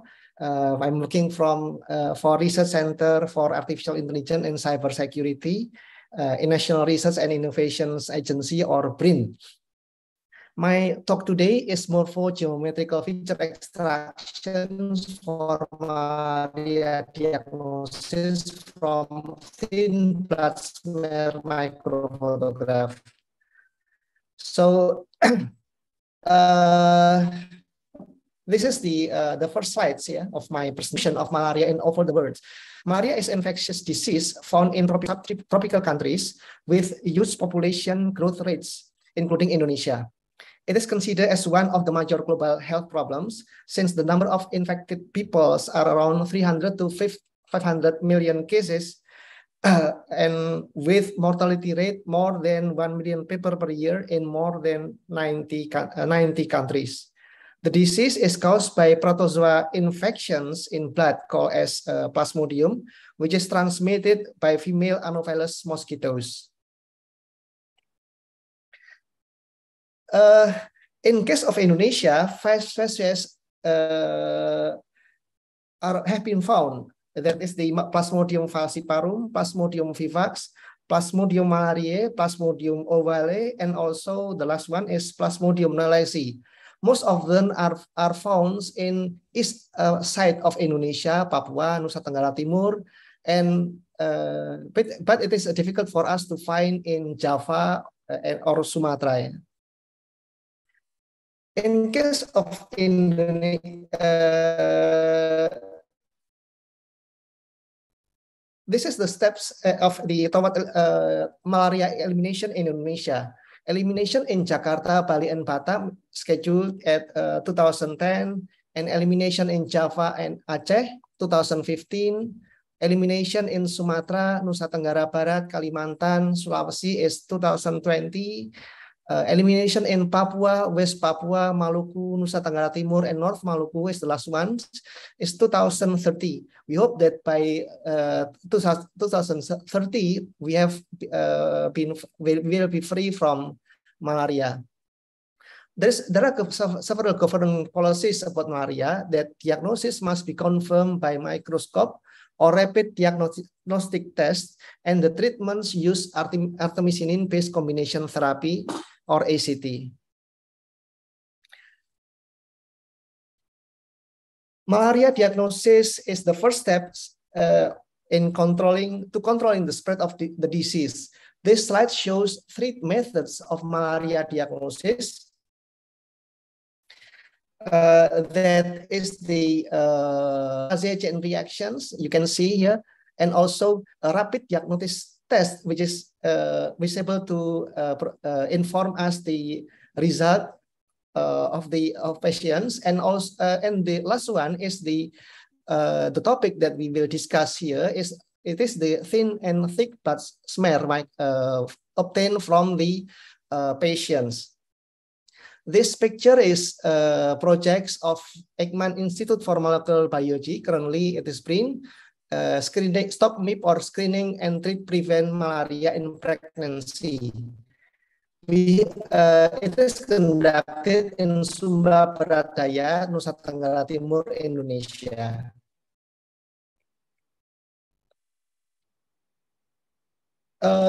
Okay. Traditionally, the clinical diagnosis is based on the symptoms of the patients, such as chills, fever, fatigue, sweats, and a lot of symptoms. But there is a weakness that this method is not accurate. The second one is polyparasite chain reactions. It is high cost, especially when it is used for mass blood screenings. Among those methods, microscopic diagnosis is widely accepted as golden standard. The blood sample of patients are colored through a chemical process which is called as staining or GIMSA. An advantage of microscopic diagnosis is its sensitiveness to the existence of the parasites and observe the morphological phase of the parasites. These methods can be used to differentiate Plasmodium species, which has become one important consideration in giving appropriate therapy to the patients. Despite of those advantages, microscopy-based diagnosis are also accompanied by some drawbacks, such as quality and conditions of the blood cells, blood slides, which is influenced by time and storage, and also manual identification of the parasites. These problems makes the diagnosis accuracy highly depends on the expertise and experience of the medical officers in the field. In addition, it takes considerable long time since the slides should be observed very carefully, cell by cell, to ensure that none of them are infected by parasites. Therefore, determining negative status of patients is more difficult than determining a positive ones. As a result, mass blood survey or MBS for malaria encounter many difficulties and become a burden when in controlling the spread of malaria, especially in rural area in Eastern Indonesia, in which the number of expert microscopy is very limited, while the spread of malaria is high. Therefore, it is necessary to develop an intelligent systems to assist the diagnosis. Hence, the result can be obtained quickly and accurately. The objective of this study is to develop a computer-aided diagnosis systems to automatically identify the malaria status of patients based on the thin blood smear microphotograph. The result of the diagnosis is either positively infected by the parasites or negative. The system should also identify the species of the parasites, Plasmodium falciparum, Plasmodium vivax, Plasmodium malaria, and Plasmodium ovale. All of this information is used to select appropriate methods for medical therapy to the patients. Here, the data we use in these experiments. The data are obtained from various locations in Indonesia, such as Kalimantan, Sabang, Papua, Sumba, by Ekman Institute or National Research and Innovation Agency. Each slide was stained using a standard GIMSA staining protocols. Slides were examined under oil immersion microscope with 10 to 100 times magnifications, and images were captured using a built-in digital camera microscopes. They were captured using a 5 megapixel Nikon digital camera, specifically designed and built in for the light microscope.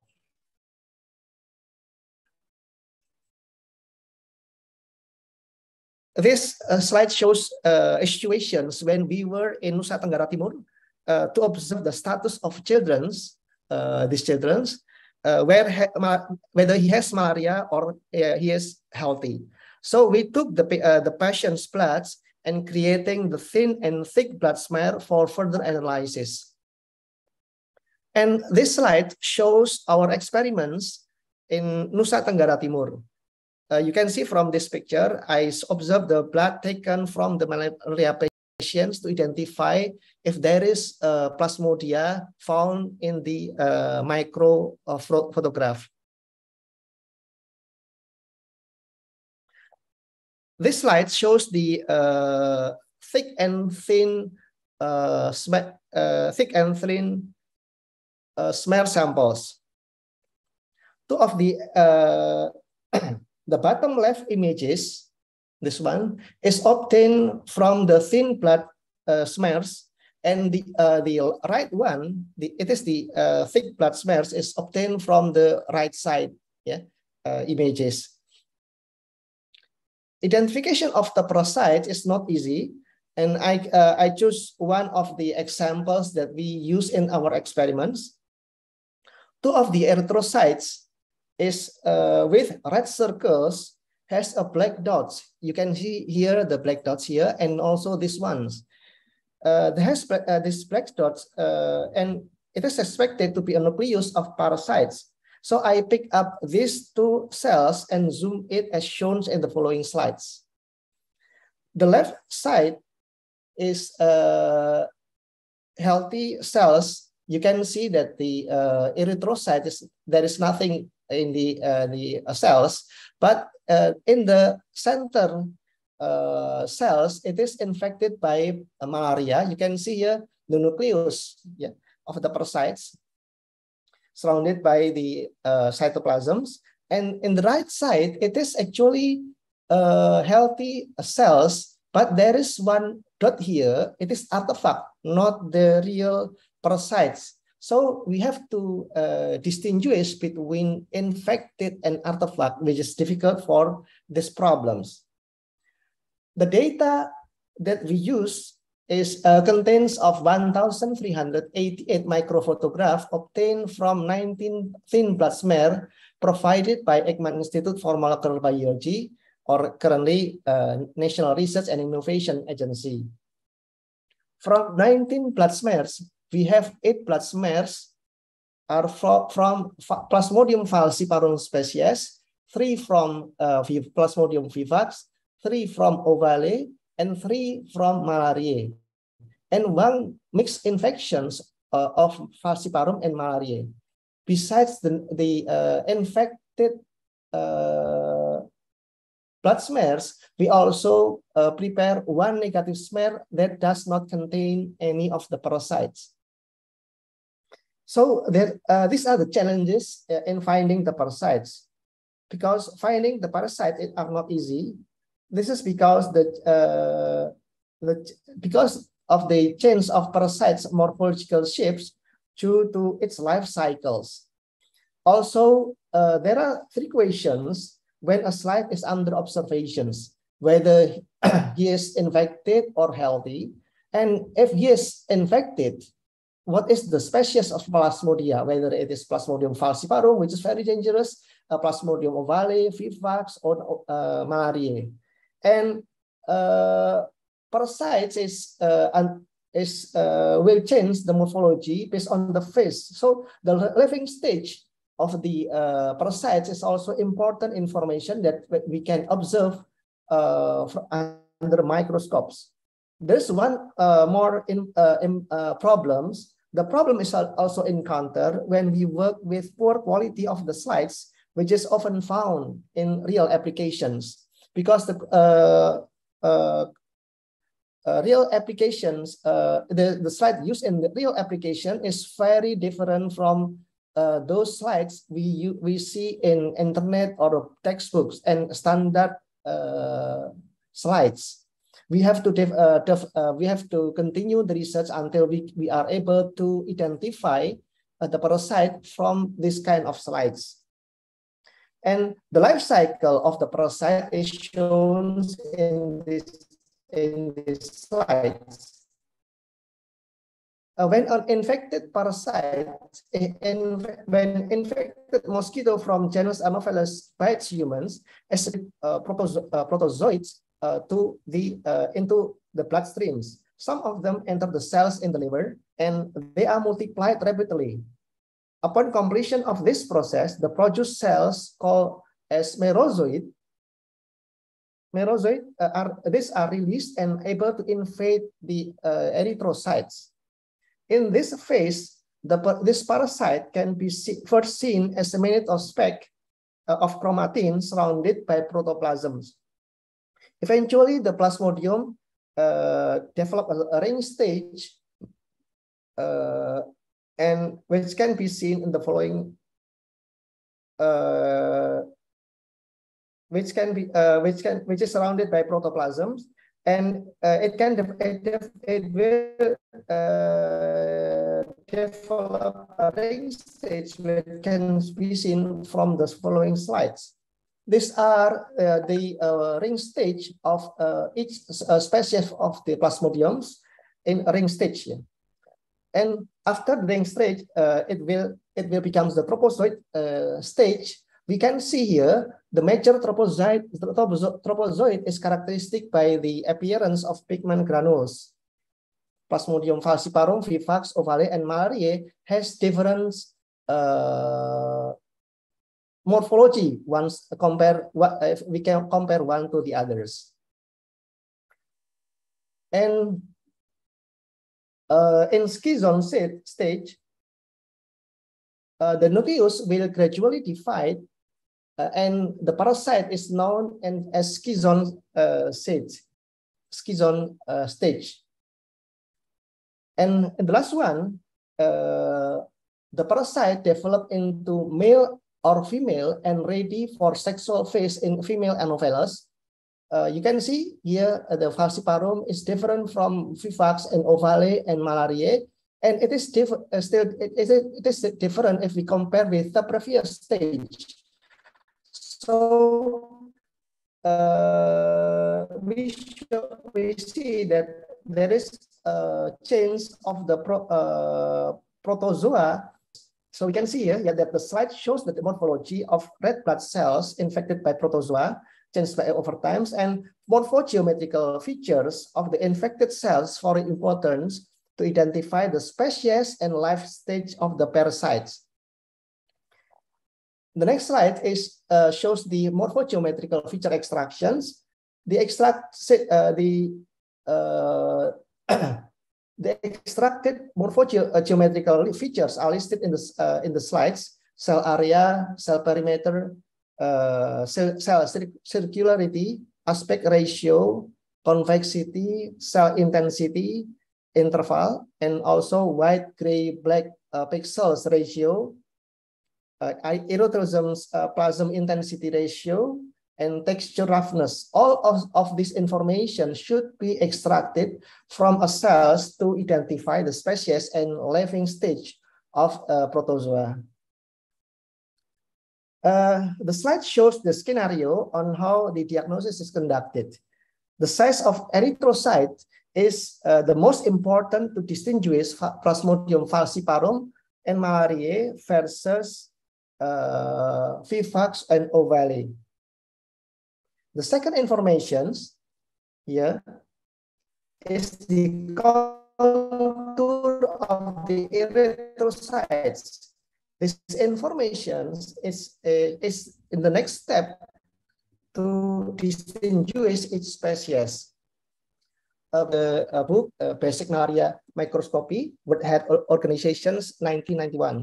So, due to time limitations, only cytoplasm in segmentation is explained.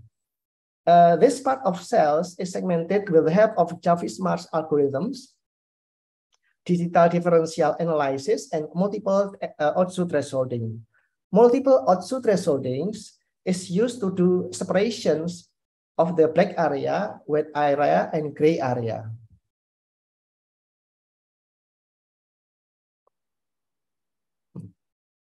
The black area is subjected to perimeter extractions to obtain a set of perimeter coordinate using Jarvis-Marsh algorithms or wrapping algorithm generates a convex hull from the given set of points in Euclidean space. And a digital differential analyzer plots a line segment given a set of 2 points, and in this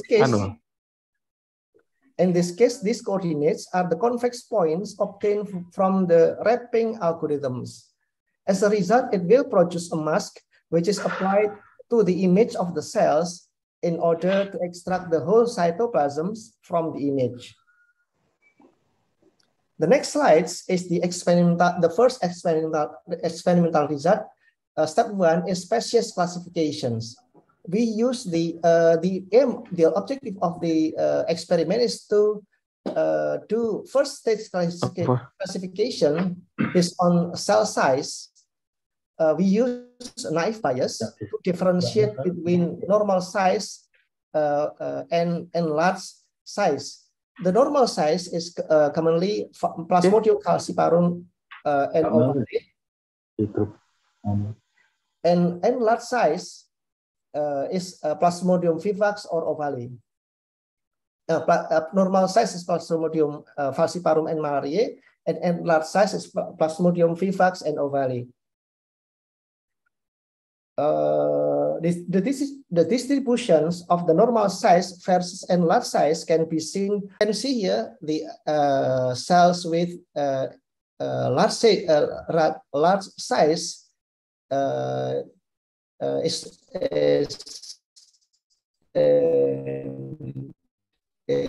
displayed using orange area, while the small one is using blue area. The second experimental result is to determine the species of the protozoa. The circularity and ratio can be used to differentiate falciparum and malariae. The circularity and erythrocyte infected by Plasmodium malariae is higher than Plasmodium falciparum. You can see from the left side, pictures. And the aspect ratio and the area can be used to differentiate the ovale and vivax. So by using these two informations and the others, we can make a differentiation between these species of the Plasmodia. There's one more questions that we should answer is the living stage of the parasites. This is the third experimental result.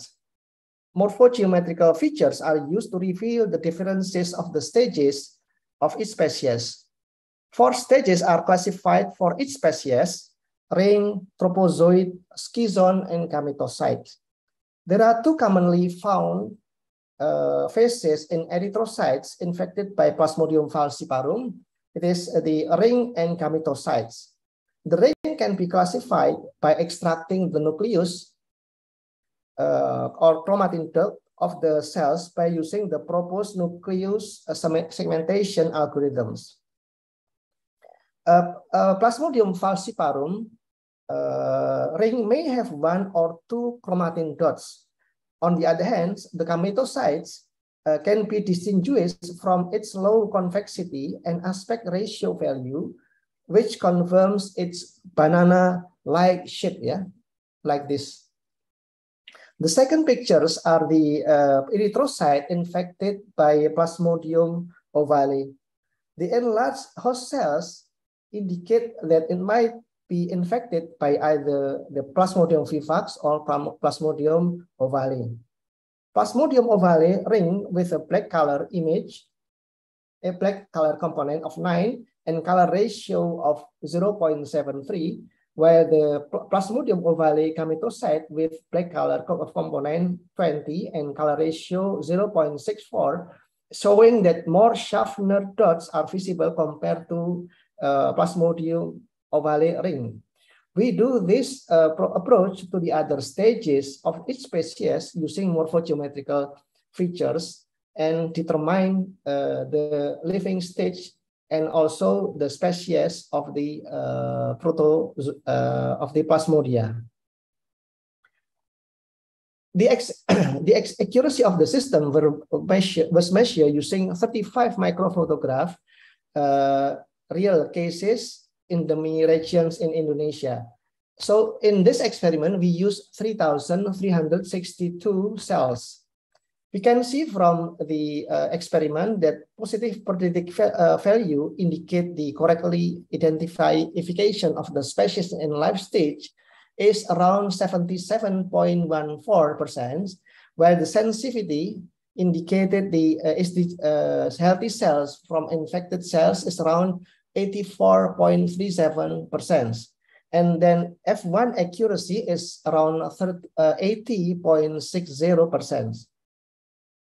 This is the experiments using thin blood smear microphotograph. You can see here one example of misclassified erythrocytes caused by the presence of artifacts. There is black dots in these cells, but actually this is not the real nucleus of the parasites, but it is artifact. But in the process, it becomes black, which becomes the source of false positive. And this slide shows the mechanical and malaria detector device to automatically identify the presence of Plasmodia. The device consists of mechanical system, electrical systems, and malaria device detector applications. Currently, the system work with thick blood smear microphotograph. So this slide shows the mechanical and electrical systems. To determine the status of patients, we have to evaluate 400 fields in one microphotograph. So here we make the systems to be able automatically scan each point from the slides to determine the final status after evaluating 400 fields. After one field is evaluated, the systems will change the observation location and doing the evaluation again. This is the malaria detector device development. We use a Dynolight AM4023X camera to capture microphotograph from a patient's blood smears. This is the computer diagnosis part. The original image in the left side and the identification is on the right side. You can see here from this thick blood smears, this one is erythrocyte, this one is leukocyte, and this one is the enlarged here. We can see which one of them is infected by malaria. But the discussions of this is a bit different from the previous discussion, because the previous discussion we focus on the thin blood smears. It is just an example how the malaria detector device develops. Here one demo to show the systems that we developed to identify Plasmodia. It is one of the work of my students around 6 years ago in Swiss German University. He focused his work on the thick blood smear microphotograph analysis. This is the Microscope Adjustment Kit using Arduino. And Arduino was programmed to move the stepper motors giving the digital signal as 1 and 0. And images were acquired using tiny light camera attached to the microscopes. And this is the GUI. And this is the process results. So the automatic system is to capture, analyze the image is run by clicking the automatic analyze buttons. These still prototypes, and we want to develop the system. We continue to develop the systems. So in the future, it can be used to do the analysis automatically, capture one slide, one field from to the other field. So in total we should analyze 400 fields in one microphotograph before making final decisions. So this is the conclusions of these presentations. We propose morphogeometrical feature extraction as a basis for malaria diagnosis. And the knowledge of expert microscopists can be translated into a series of algorithms to do species and life stages differentiation with the help of computational geometry.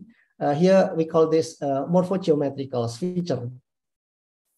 The proposed algorithm is expected to be adaptable for more complex field work. Is that there is some problem caused by class size imbalance problems. The problem should be modified so as we can solve the class size imbalance. For example, using downsampling, upsampling, or the other approach which is popular in imbalance problems, imbalance dataset problems. Also, the quality of thin blood smear is still a problem because the blood smear that we use in these experiments is not the real field quality because it has been selected. So we use only the standard microphotograph, standard slides, which is very beautiful and very easy to identify and easy to find the plasmodia. In the real field, the actual slides is much more poor quality compared to those we see in these slides. So we have to continue this work to first to collect the data from real field quality and to adapt to modify the algorithms that we develop so as it can work also for the real field quality thin blood smears. Also the running times, because in the first times it takes a very long times to make decisions. It is around 42 seconds to obtain the decisions. However, we have developed some fastened strategy so as the same solutions, the same result can be obtained 23 times faster, around 1.7 seconds. But of course, it is still not enough. We have to continue the research so as it can be faster and better. Also, we consider that it is very important to have a focus group discussion with domain expert or microscopists to have their comments and opinions. And evaluation of the proposed method using larger data set is the future work of this study. Thank you very much for your attention. Okay, thank you, Pak Anto, for very interesting presentations. Are there any questions from the participants regarding the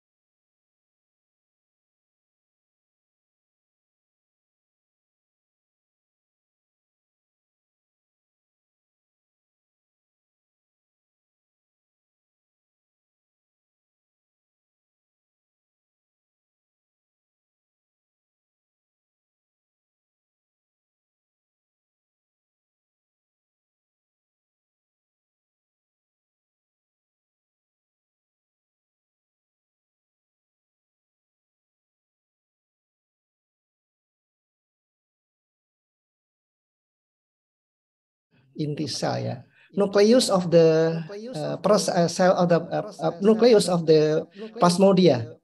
So if there is erythrocyte, healthy erythrocyte, actually there is nothing in the cells.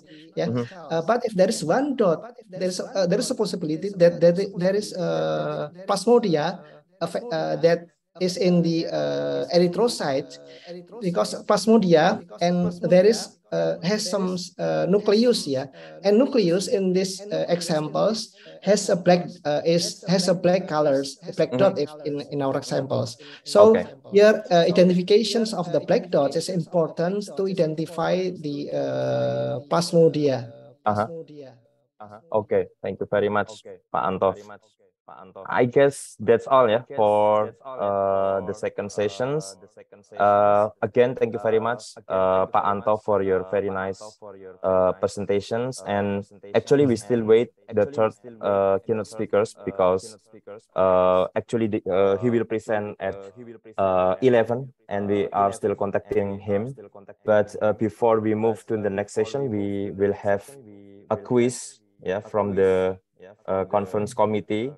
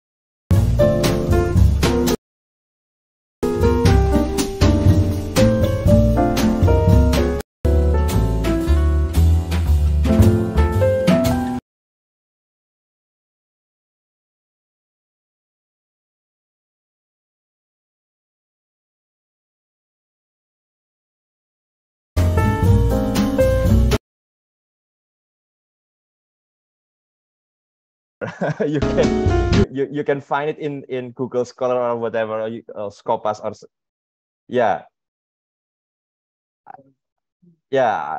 If you can mention the exact number, then Prof Johan will confirm whether your answer is correct or not. I have the answer as well, but of course Prof Johan can confirm. Any other answer? Ada jawaban lain? Ini baru satu nih.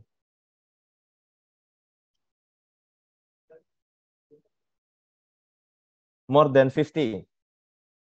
Prof Deville, is that correct? More than 50? Are you still there? Prof Johan Deville? Yes, I'm here. Yeah. What is the exact number of your? I think in journal papers, I think it's 56. Oh, 56. Okay, so we have one participant answer correctly. So I will close, not correctly, but close to the answer. Yeah. So I will see the chat box. Yeah, there is Pak Nasikun, yeah, 55, yeah.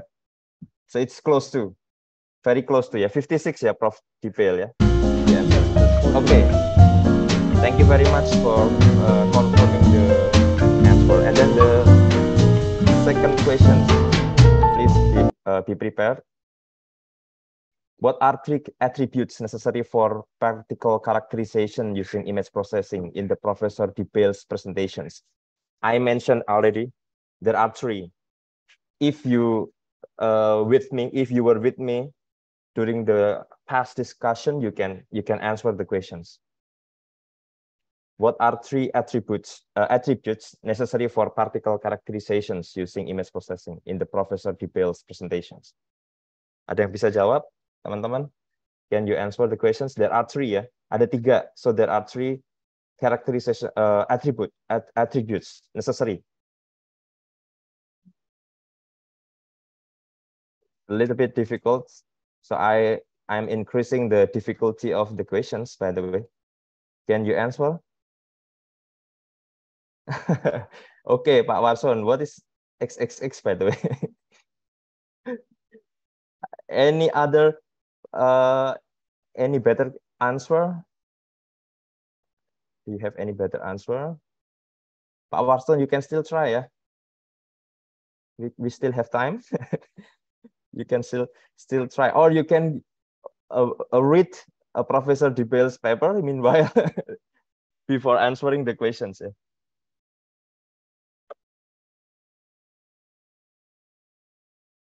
Ada lagi? Any other questions? Any other answers? Any other answers? Better answer. I need better. There are 3 attributes. Ada 3 atribut, Bapak Ibu, untuk particle characterization tadi pakai image processing. So Professor Detail already explained by using those 3 attributes. You can extract the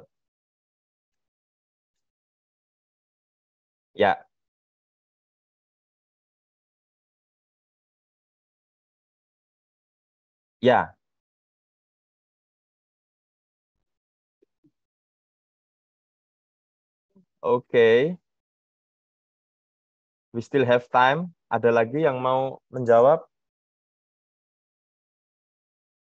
I will give you a count to 10, Count to 10. 1, 2, 3, 4, 5, 6, 7, 8, 9, and 10. Okay, so the right answer is size, shape, and spatial distribution. Jadi ukuran, size, shape, bentuk and then spatial distribution. So the one who are close, the one who is close to the answer, I'm trying to see siapa nih yang paling mendekati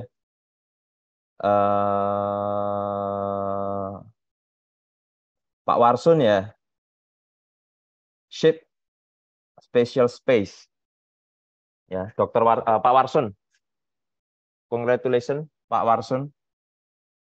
Shape, spatial space. Actually, it's a size, shape, and spatial distribution. That's the correct answer, right? Yeah, of course, you can create your own quiz for your students, but whenever you have to answer, then it's quite difficult to answer the quiz. Okay, so we proceed to the next questions. Be prepared, Bapak Ibu, siap-siap ya. Next question. Ini Pak Anton Now I'm trying to ask you from Dr. Anto presentation. How many microphotograph datasets that Pak Anto used in the experiment? Note that Pak Anto obtained the dataset from Eijkman Institute, Eijkman Institute for Molecular Biology, Indonesia. How many datasets? Please write the numbers. How many microphotograph dataset? Pak Anto, perhaps you can also confirm if their answers are correct or not. Mbak Yeni Astuti, UGM, 300. Oke, any better answer? Ada yang mau jawab lagi nggak? More numbers. Oke, Mas Jainal from ITS ya, 333. I think more than 300 ya. But Pak Anto will confirm anyway. Oke. Ada lagi? Berapa nih? Wani piro ya. Orang Jawa bilang wani piro. Oke, any other answer? Last answer ya, terakhir ya. Last answer. Ada yang mau nyoba? Do you want to try? Just write any numbers. Okay, so I will close the quiz ya. I will close the quiz.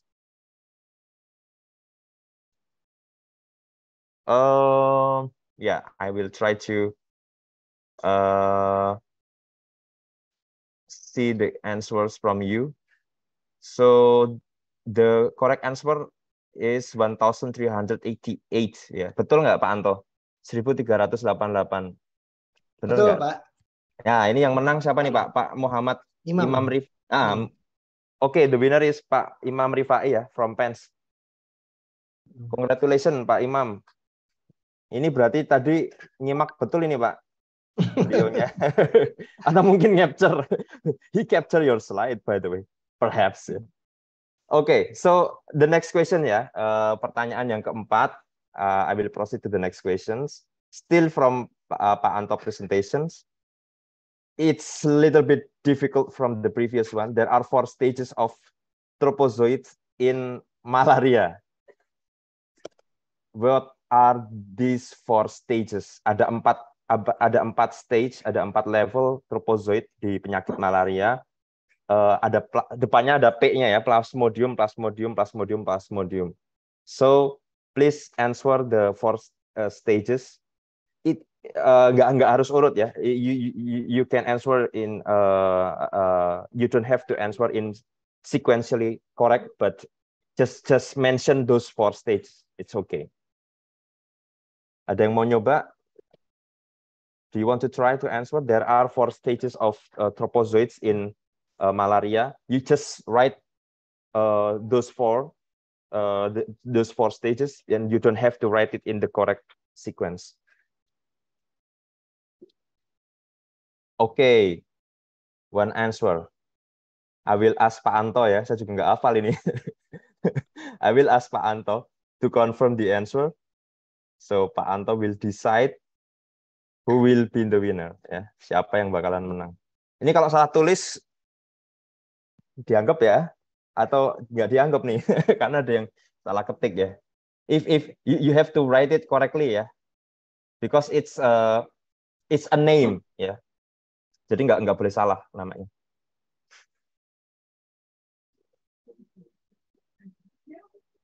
A name ya. Oke.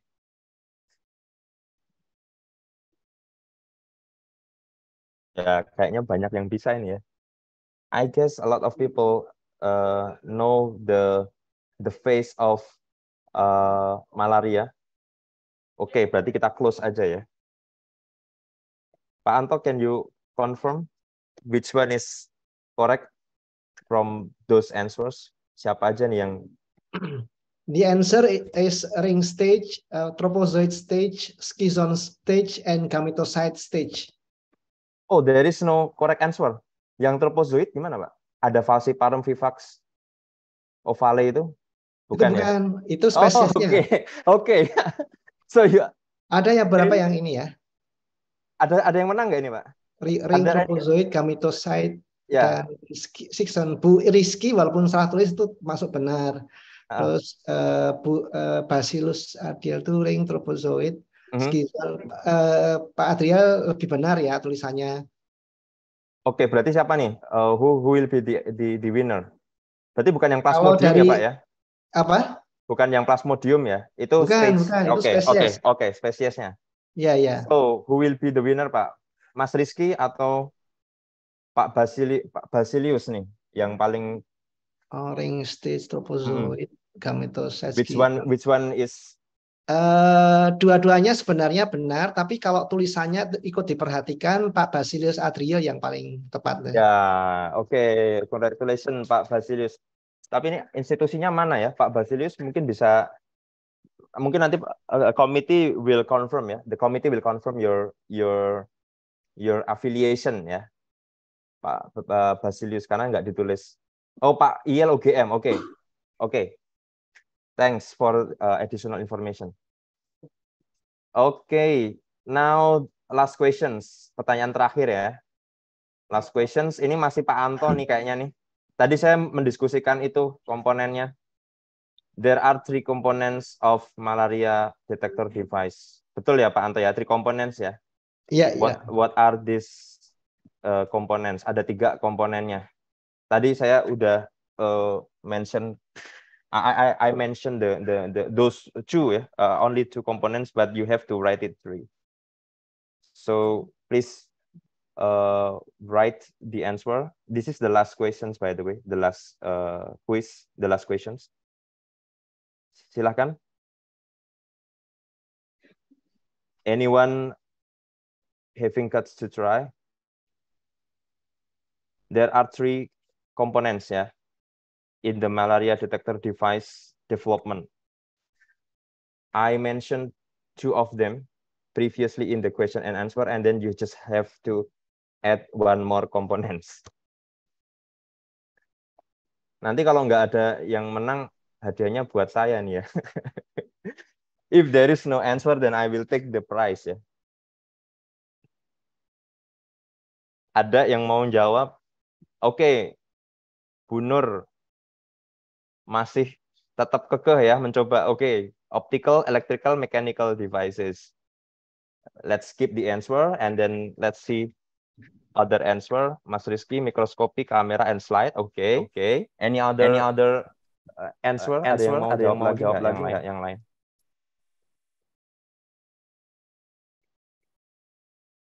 Ini nanti jurinya Pak Anto lagi nih. Karena saya nggak berani ngasih jawaban takut keliru nanti. Tapi saya udah ada saya catetin. Ada lagi any other answer? Ada yang mau jawab lagi? Ya, actually I cannot see your laughing. It's a difficult interaction in the online conference. If only this conference is offline, then I'm pretty sure that you are curious enough to answer the questions. Ada lagi yang mau jawab? Cuma dua nih ya.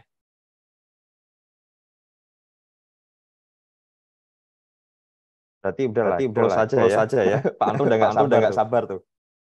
Kita close ya. Oke, let's close the questions. Pak Anto, ini ada dua answer ya. There are 2 answers. Bu Nur dan Mas Rizky ya. Gimana nih Pak? Which one? Your slide. Emang yang ini ya, yang paling dekat itu walaupun tidak sempurna itu Bu Nur ya. Karena komponennya mechanical dan malaria detektornya gitu ya. Ya. Actually, there was slide that showed you the microscope. Yeah, this is the mechanical part ya Pak ya. And then the electrical part like apa tadi ya, PCB kalau nggak salah ada rangkaiannya. There was an electrical circuit over there, and then Pak Anto also the software ya Pak. And then the GUI. Gitu kayaknya sih tadi kalau nggak salah ya. Pak Anto. Okay, so Bu Nur, thank you very much. I think you are the last winner ya for the quiz. And again, thank you for Professor Dibel and Pak Anto for your involvement in this short quiz, giving the correct answers to the participants. Okay, so we have list of winners from the committee, and we still wait for the last keynote speakers. And meanwhile, you can take a break for a while. we have 12 minutes yeah to 11 a.m. in Indonesia, and then we will start again the keynote session in 11 a.m.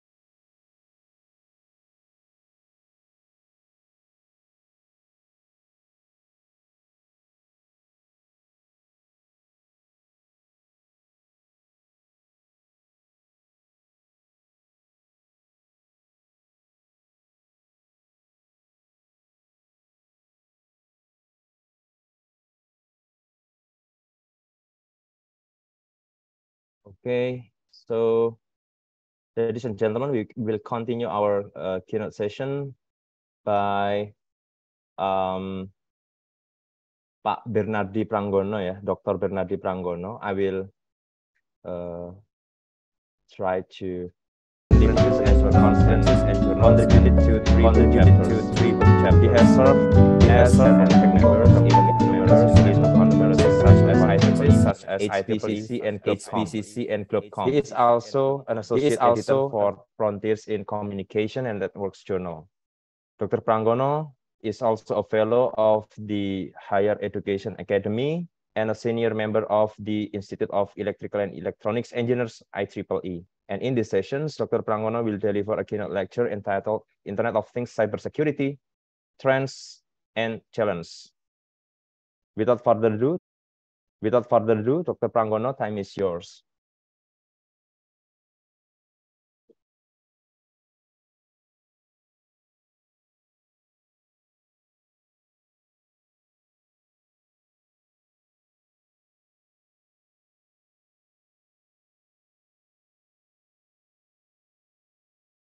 Yeah, Pak Pranggono, we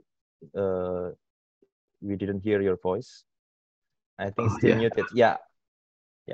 Okay. Yeah, it's okay. Thank you It's clearly for the introduction. Assalamualaikum warahmatullahi wabarakatuh. I'm very glad to be invited in this conference. So let me share my screen. Okay, so currently still disabled to sharing the screen.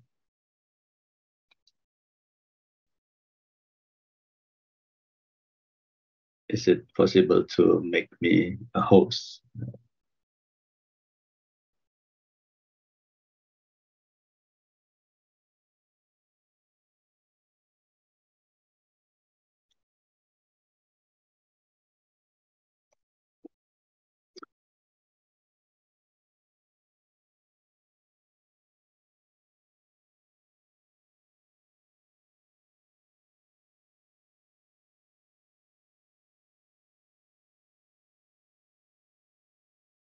Pak Sunu. Yeah. Do you have any problem with screen sharing? Yes.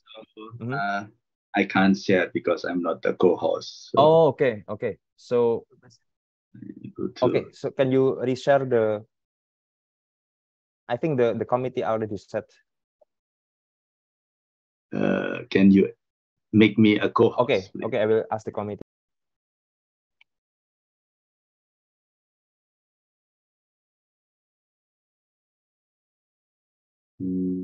Yeah. Okay. Yeah. You are not the co-host. Yeah. Okay. Good.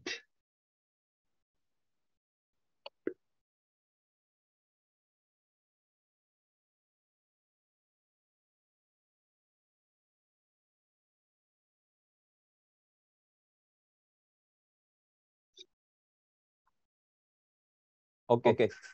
We can see the presentation clearly. Okay. Okay.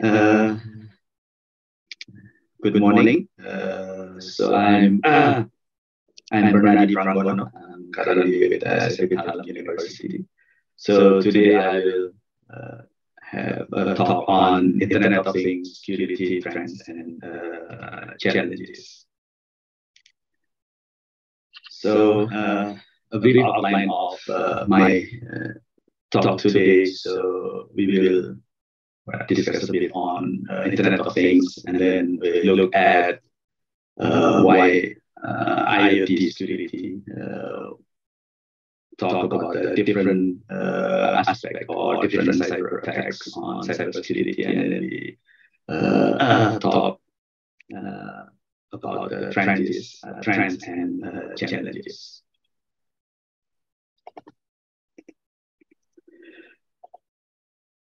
So Internet of Things, or IT, actually is becoming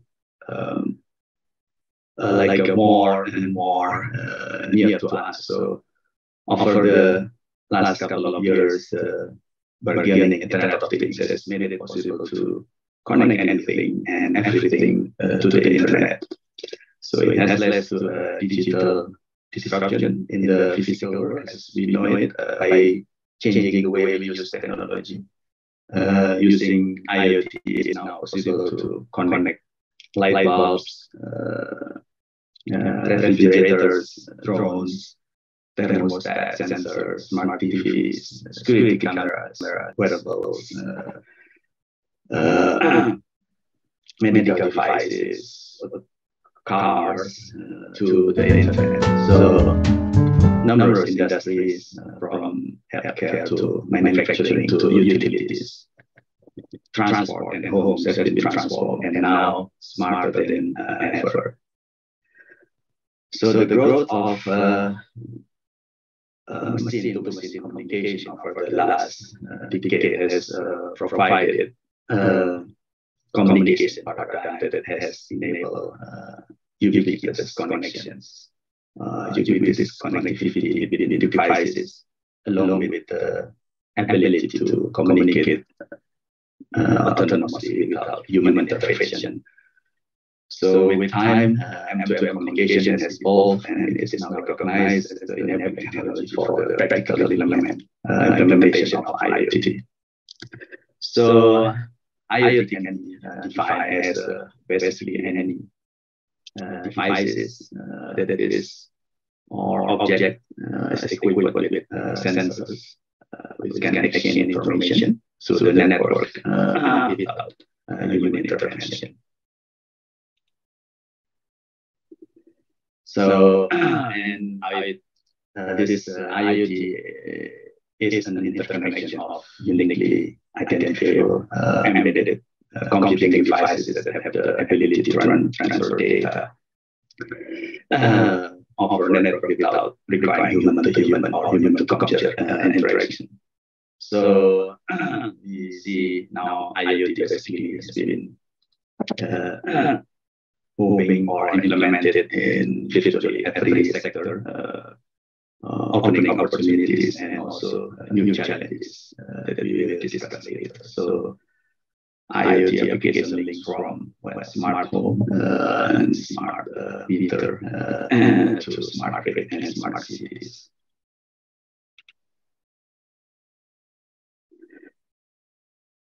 So with IoT technology, basically, this enables physical objects to make a prompt and embedded response to environmental changes and make informed decision.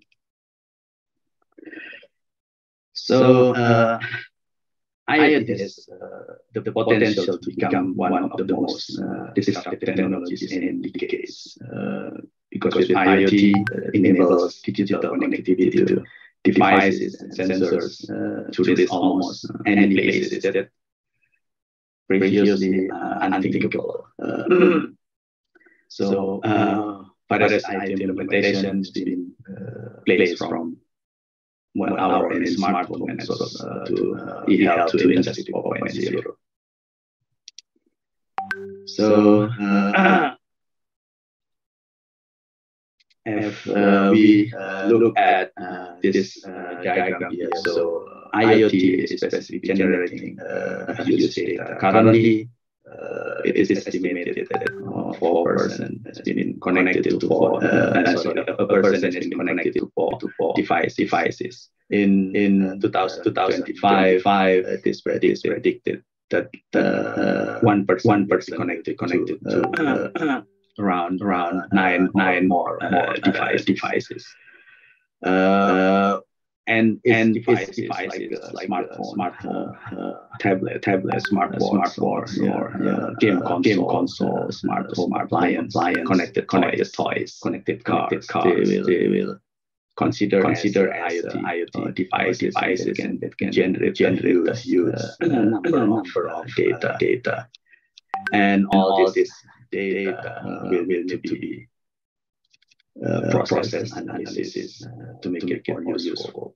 Let's look at this diagram here. So the extensive development of IoT leads to the explosion of the availability of IoT and smart devices across the world. According to this data here, so from 2019 and predicted until 2030. So the connected devices from predicted until from 7 million to 25 million. So China, North America, and Europe are the top three contributors. So by 2030, basically the number of IoT and smart devices connected IoT and smart devices will be around more than 25 billion.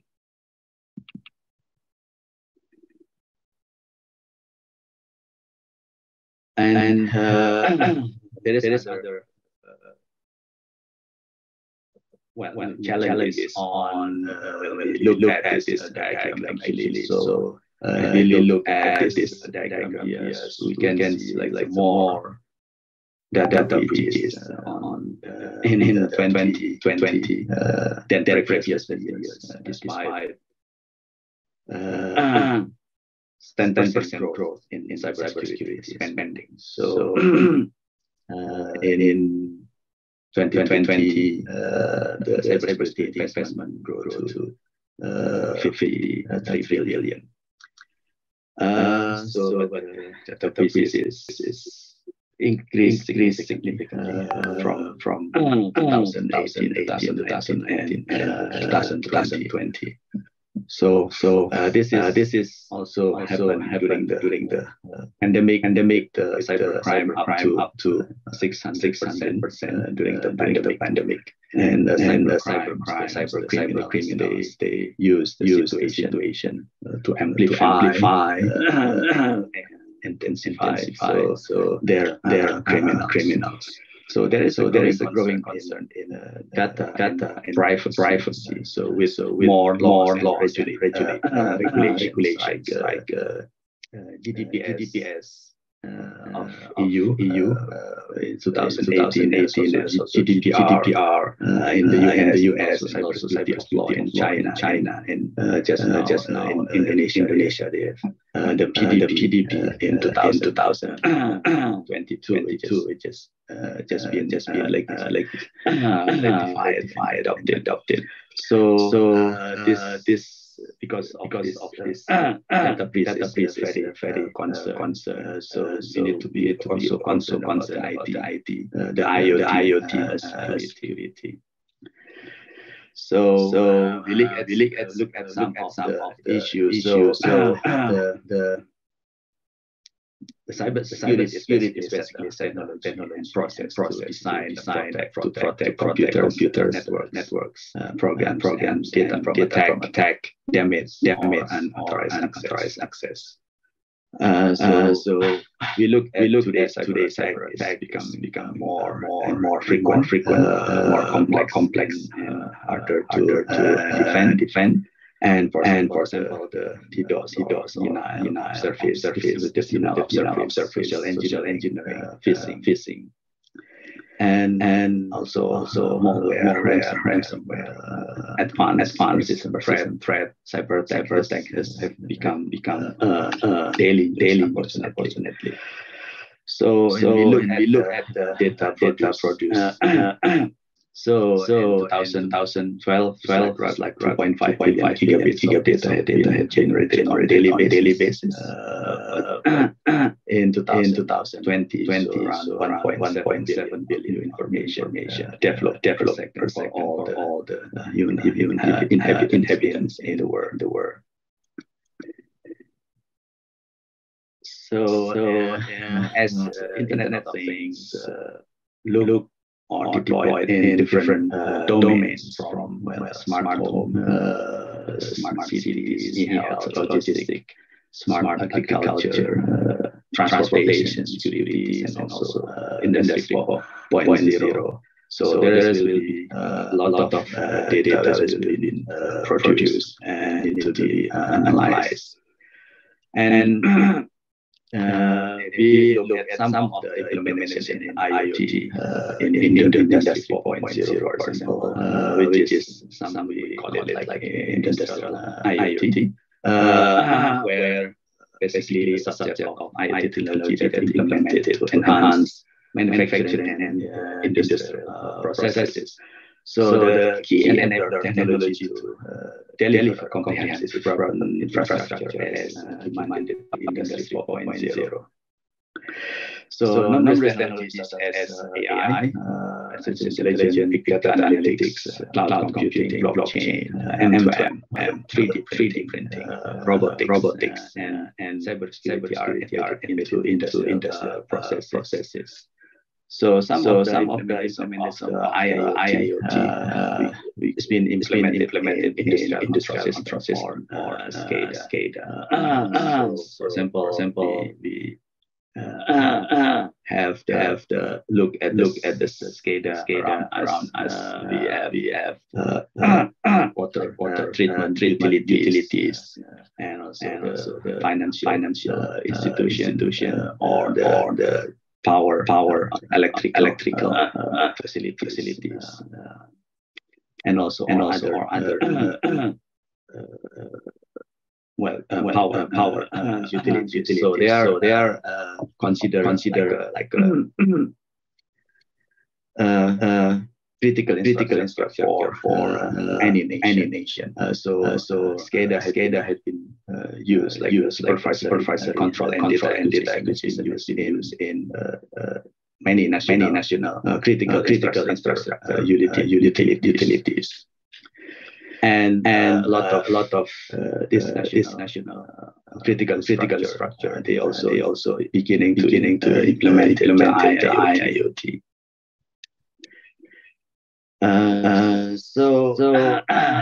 For example, in smart grid is probably considered one of the largest most complex IoT implementation in the world.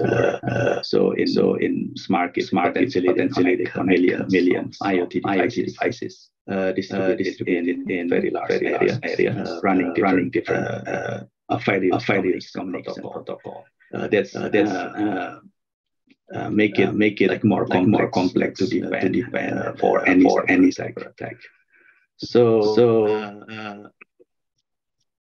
smart grid basically known as the next generation of power grid. It is considered as power grid infrastructure with advanced information and communication technologies that will enhance the efficiency, availability, and reliability of power system. Various devices are required in smart grid for monitoring, analyzing, controlling power grid. The Icitee innovation as IoT major roles in smart grid to be enable to efficiency, availability, and reliability of modern power system by supporting network different functions throughout generation, transmission, distribution, and consumption of the electric power. So IoT devices such as sensors, actuators, smart meters implemented to monitor various areas in smart grid ecosystem. The adoption of the industrial IoT smart grids can benefit including better capacity planning, faster service, improved decision making, enhanced safety and reliability among others. So smart grid is an essential part of sustainable smart cities in ensuring reliability, availability, and efficiency of the power grid. Smart grid is the next generation of power grid in the management and distribution of electricity from advanced bidirectional communication system. So if we look now for the IoT security and general. So today cyber attack is more frequent, more complex. For example, like DDoS attack in this diagram here. So it's increasing significantly from 2018 for the last basically 4 or 5 years. based on this Cisco report. So we were predicted to have around 15 million total DDoS attacks. So DDoS or distributed denial of service become one of the favorite cyber attack used by cyber criminal. Because basically they are, it's not so difficult to launch, to produce, to generate, and it's still very difficult to defend. So not just total of DDoS increase significantly in the last for 5 years, but the magnitude also increased. So if in 2003 there are around the magnitude is around less than 100 gigabit per second. So in 2020, so that magnitude is like over 1,200 gigabit per second. So a typical DDoS attack is externally engineered with the objective to bring down large portion or even the whole targeted network. One essential issue of DDoS attack and defend is resource competition. So if defender has sufficient resources to counter DDoS attack, then the attack will be unsuccessful and vice versa. So according to the report from Cloudflare, ransom DDoS attacks increased by almost a third between 2020 and 2021. So jumped around 75% in quarter 4 in 2021 compared to the previous 3 months. So the cyber attack devastated. So one of the example cyber attack on the critical infrastructure in the power grid. So the simulation basically can stop the power reaching the customer. So and this critical infrastructure has been impacted. So they will be the consequences will be devastated. So then some of the attack can be like DDoS attack that we previously mentioned before, and then they can basically cut off the power distribution to the customer. But there is also typical other attacks can be the chains of the value or the force data injection to the power station. And then they will change for example, from 60 hertz to change it into different values. So if we look at this diagram here, so there are evolution of the IoT attacks. From 2005 until 2020. So in this diagram, they listed like a major incident involving an IoT, so involving critical infrastructure, involving such as power grid, and then also this Stuxnet virus also attacked the nuclear plant, and also some which is involving some of the implementation in the medical or healthcare sector. So we can look at this. This sector is basically they divided into like the three ages of like three different evolution of IoT attacks. So the first from 2005 to 2009, As they call it like age of exploration, and then they have age of exploitation from 2011 around 2019, and then the age of protection from 2020. So in beginning 2005, some criminals started to explore the potential to cause lasting damage to critical infrastructure and even life. Security defenses at the time were rudimentary with organization unaware of the value of the IoT could have for hostile actors.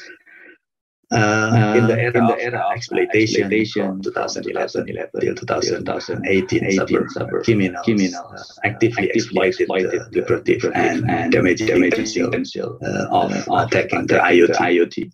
Thus expanding attacks to more targets with increased severity. However, they found organizations more prepared to withstand the attack. White hat hackers exposed potential IoT vulnerabilities to help shore up defenses before the attacks occur in the wild. Meanwhile, organizations fortified their defenses, cyber criminals found more ways to monetize their attacks through crypto mining, ad-click fraud, ransomware, and spam email campaigns. So one of the the major issue in this era is with the launch of the Mirai botnet, which is caused a severe damage to the internet infrastructure. And also there's ransomware which is attacked national health services in the UK, which caused major disruption in the healthcare sector. So by around 2019, 2020, enterprises and other organizations become increasingly aware about the attacks and increasingly building capability to countering these attacks. So just recently, government began enacting regulation to protect IoT assets and businesses and manufacturers are heeding the warnings. In fact, according to the recent enterprise budget and output reports, so organizations are investing more than half their IoT budget, so 51% to implement safety controls and device using security frameworks and unified solution with strong technology that work together to provide multiple layers of protection. So IoT security must start on the factory floor with the manufacturers and also the continue throughout the device life cycle.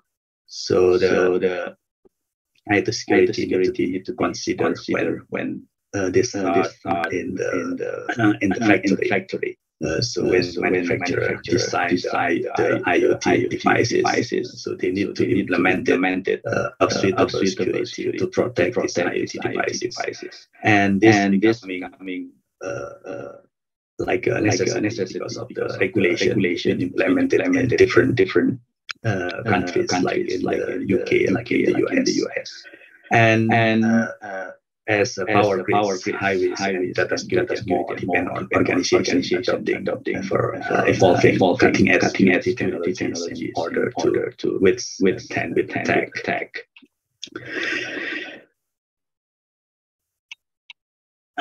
So if you look at cyber attack on the industrial IoT, so we see like a Stuxnet is probably the well-known attack, which is allegedly created by countries like US and Israel governments targeting Iranian enrichment. Is to be responsible for causing substantial damage to Iran's nuclear program by destroying enrichment and tributes and Iranian nuclear facility. and black energy malware cyber attack on the SCADA system at PowerGrid in Ukraine in 2015. 2016 was able to cut electricity for more than 6 hours. Affected more than 100K people. So in 2016, the internet provider suffered a cyber attack that disrupted access to popular websites and shut down massive portion of the internet in the US. So the hackers executed DDoS attack using Mirai.net to scan the web for poorly secured IoT devices that still have factory default usernames and passwords. And they attack using millions of the botnets. That's been mainly from poorly secured IoT devices for the attack using Mirai.net. And also in 2017, electricity supply in UK was attacked. So this is some of the cyber attack in industrial IoT things. So the free tools available in the internet such as Sentinel hyper-optimized data access network and engines. They can disclose among other things the IoT device vulnerabilities and sensitive information such as IP address and also the ports. As we know, when the hackers, cyber criminals, are trying to target one specific object, one specific network, one specific machine. So the first step they use is to they call it reconnaissance or basic scanning vulnerabilities in specific target. So they use different tools like Shodan or Nmap. So this look at specific open ports available on specific target. And with this basically we know what are the open ports on specific target, specific server, on specific domain, for example. And then what are the operating system run the specific machine? What are the ports are open, and then what is the software running on specific port, for example, and they have the port 80, which is for web server. What kind of the web server software they run. And then they look for vulnerabilities for the specific software. And this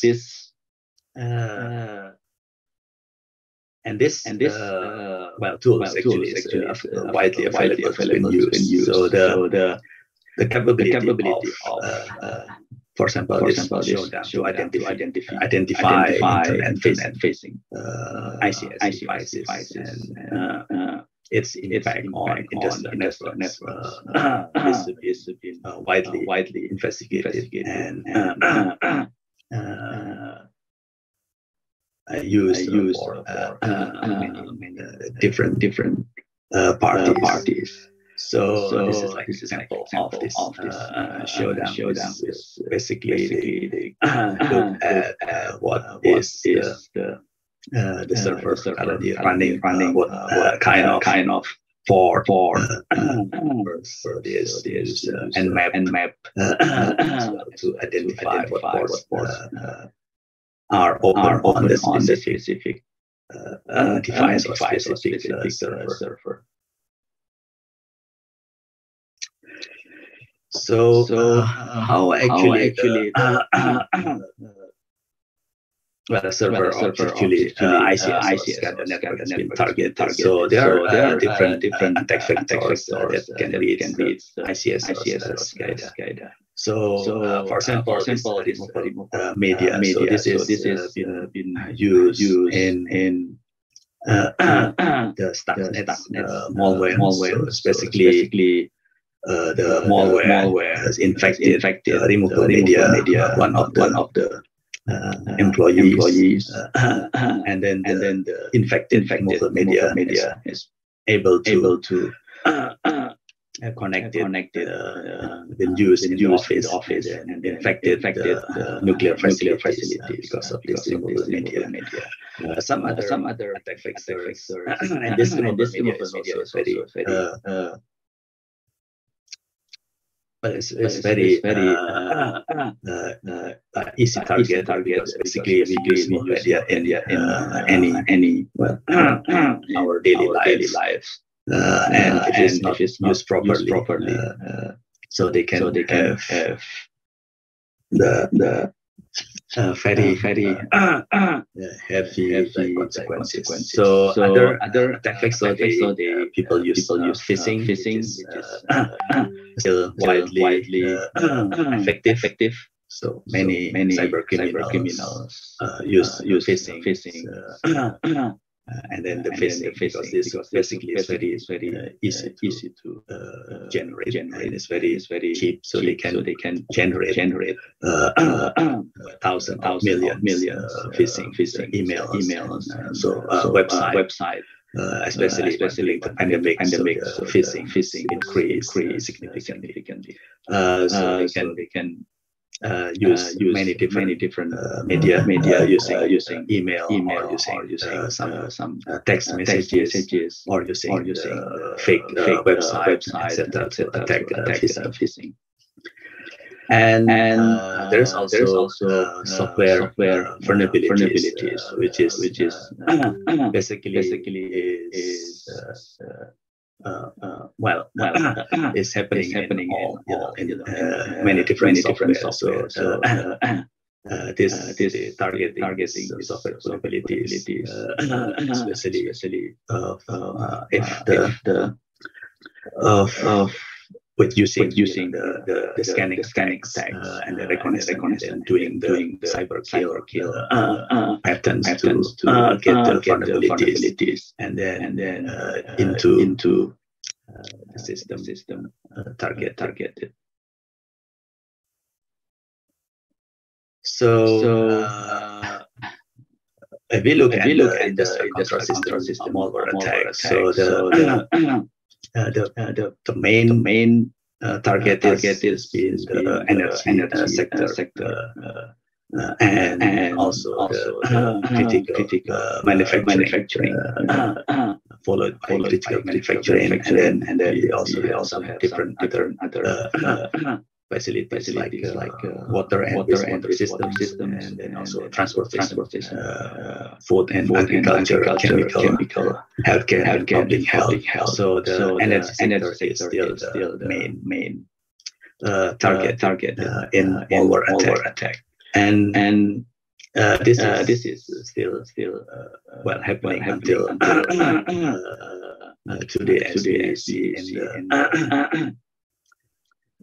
in the next slide later. So and not only in industrial IoT. So the IoT, which is also implemented like mainly in different healthcare, in modern hospital, modern healthcare sectors. So then we know what they call it, like Internet of medical things. Call it. So basically the IoT, which is a subset of the IoT, is intelligent medical devices with wireless communication that are able to autonomously and continuously monitor patient condition and exchange sensitive information with other medical devices.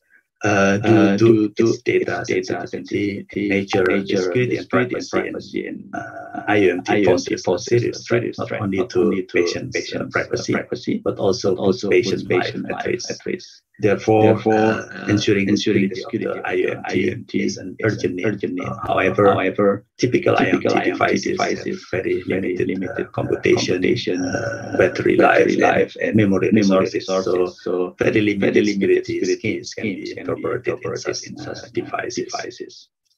cyber attacks on INT and healthcare sector in general are increasing during the pandemic. So the hacking attempts on healthcare organizations highlighted the problem associated with cybersecurity in the healthcare sector. This include healthcare bodies, pharmaceutical companies, and research organizations. Healthcare organizations are vulnerable to cyber attacks such as WannaCry, ransomware attack. That's basically disrupted or incapacitated the national health services in the UK in 2017.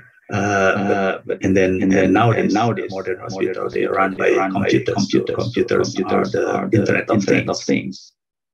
Computers and IoT are utilized heavily in modern hospitals to store and monitor patient data, as well as to control medical devices such as an intensive care unit, ICU, or ventilators. So if we have a look at this different attacks on IoT devices, IoT implementation, and then we look at some of the mitigation of the cyber attacks. So new threats are emerging every day, which have previously been unknown, making it very hard to eliminate cybersecurity attacks. This makes cyber attack mitigation plans to be of utmost importance, as they provide the first line of defense in case of future attacks. Mitigation of attacks involves both attack prevention and prevention methods, attack detection methods. And here we look at some of the mitigation plans.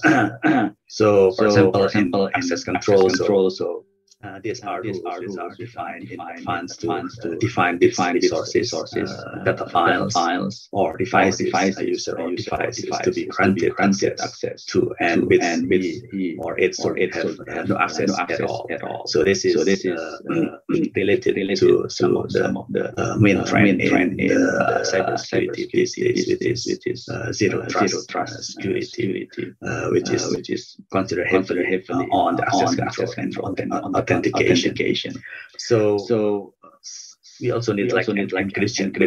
Basically, when deploying IoT solution, there is need to encrypt traffic flowing between IoT devices and control centers, including the utility provider servers, ensuring that the communications are secure, encrypted using strong encryption tools. So this is not always possible, as in the IoT there's a limit in computing resources. So there is a need to use or develop like the lightweight and encryption suitable for IoT devices. So the encryption is crucial as it reduce attacker ability to either hijack communication or generate valid data in order to fool the system. And then in authentication, so this involves identifying devices in the network and authorizing what each device so carry out in the network. Then regular security patches updates these IoT devices will be easily upgradable, so that bugs and security updates can be deployed in an easy and manageable way. So this is also not not always possible. This is some of the challenges later. And then physical security. So physical security of connected device is of utmost importance. So tamper-proof mechanisms will be employed and integrated into crypt components to safeguard from physical unauthorized access.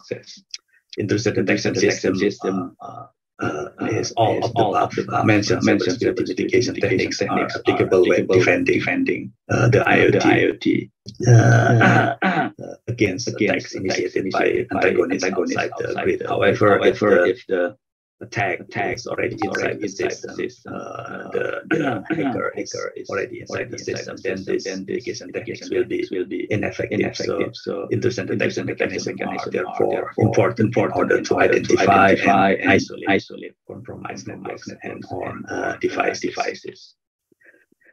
And blockchain or electronic distributed ledger is popular emerging technology to maintain privacy, as it is resistant to modification of the data. Blockchain technology enables to record transactions between two entities efficiently.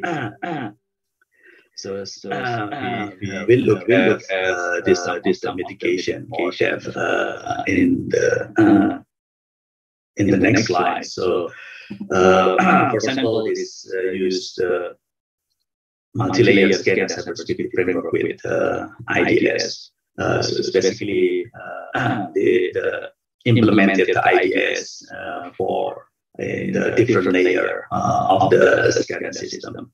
So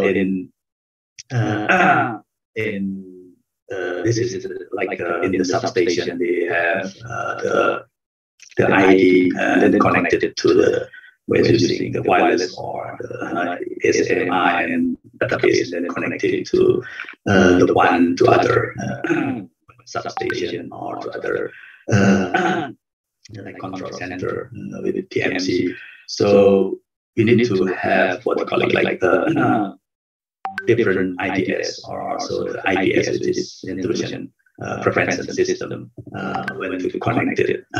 So for example, we use the perimeter IDS, IPS is connected to other network, connected before the one connection, and then use the appropriate firewall to connect to, for example, other substation or other vendor connected to constructor and other corporation, internet, etc. So and then they have what we basically propose use what security enclave for specific object here to basically maintain the enhanced security of the specific object in the system. So IDS has been implemented in many areas. So the main IDS the category the group IDS is using one is the signature based, and one is using anomaly based detection. So this is the two main intrusion techniques. So signature based is like what we use the antivirus, which is based on the database. Which is sometimes is not really effective to prevent the zero-day base attack. So anomaly base is used to basically prevent this attack using different machine learning algorithms. So we can see here different machine learning algorithms has been implemented in the anomaly based IDS. So such like ANN, SVN, 3, etc. So there are some machine learning in cyber security. Implementation use like the SVM techniques. So they use to classify various attacks such as DOS, and then SVM can build IDS in this references and IPs to build IDS or multi-class classification. The 3 use feature selection to build effective network intrusion as a decision tree and to build anomaly intrusion detection system. So there are is it well been used many algorithm to build the intrusion detection system.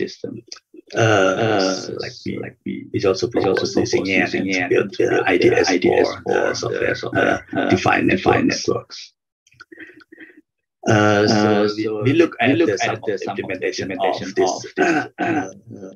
machine learning in IDS. So this is one example using binary classification. So basically, we implemented the machine learning algorithm and to check and filter the traffic if there is attack on that traffic. So this binary classification is just like there is attack or not attack. So is this attack? This is sometimes they call it like use one, and then if there is no attack or the normal traffic is zero. So different. So there are many public data set available. So some of the data set that we use in this experiment is basically using the TON IoT data set. So basically in this TON IoT data set is generated by simulating 9 variety attack scenarios. So they have scanning, then DOS, so DDoS attack, and so ransomware, backdoor, data injection, Parasites, scripting, password cracking attack, and also man in the middle against different IoT devices. So here in this data set, basically we train some machine learning models trained with SVM gives the best output with accuracy around 99.6% compared to the other. And we also have defining on use for the categorical classification. This is basically instead of just binary classification, is only attack or no attack. So in this classification, so we use all the 9 categories in the data set, and then we take average.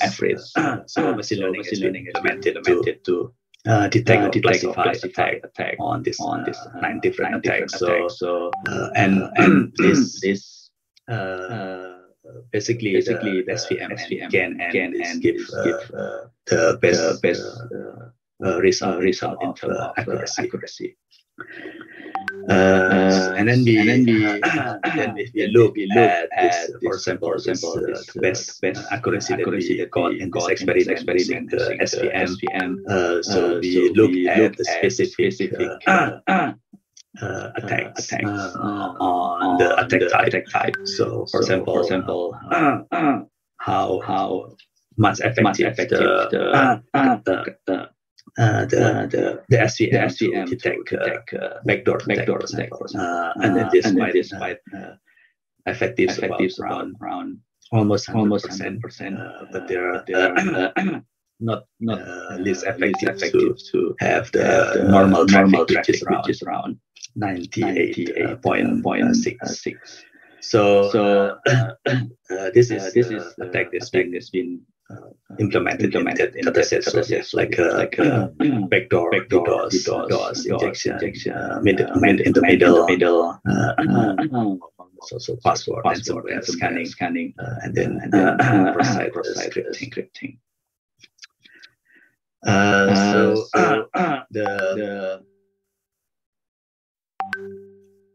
Okay, so and then we look at the trends in here.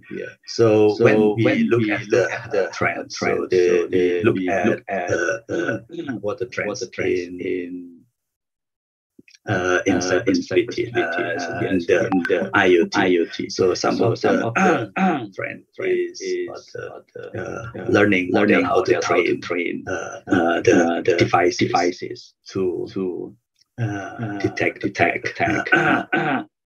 So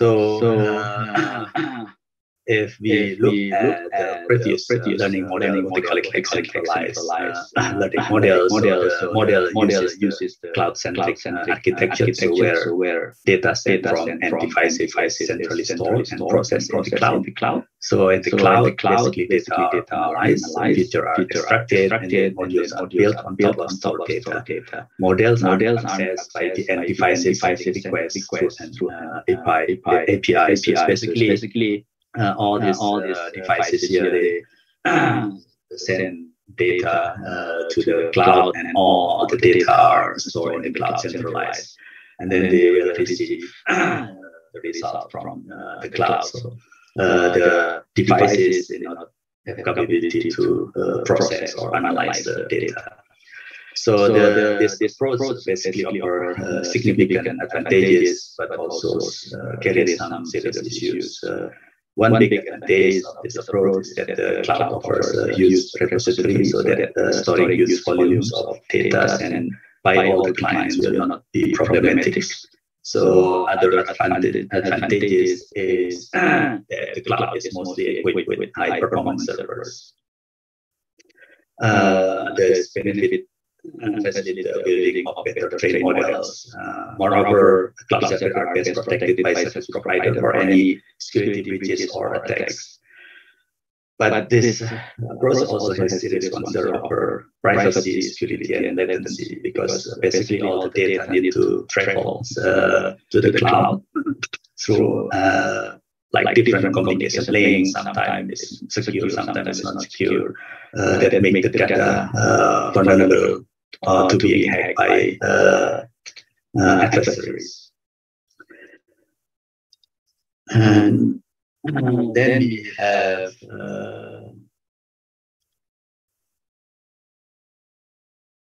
okay, 5 minutes, yes. So we have what calculated on-site learning, which is basically a generic or different model distributed by the server to all devices or clients beforehand. But all the data is basically analyzed in the devices. The main issue with this model is basically the build like cycle information. So basically the devices they cannot learn from other devices because they're not really connected. They don't exchange information, etc. So there are like federated learning model, which is kind of distributed model with facilitation of global knowledge from all the clients. So some same as settings, so general or pre-trained model is distributed to clients initially. So all the client analyze the model locally. It is local raw data. So client performs machine learning tasks and send the parameters to the server. So the private data is basically is always keep on the devices to maintain the security and the privacy of the data.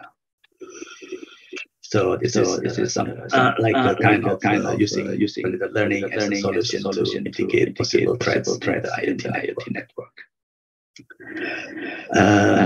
So we look at challenges. So there are for example, in this cybersecurity statistics, so 95% of cybersecurity breaches are caused by human error, and then this 43% are inside threats.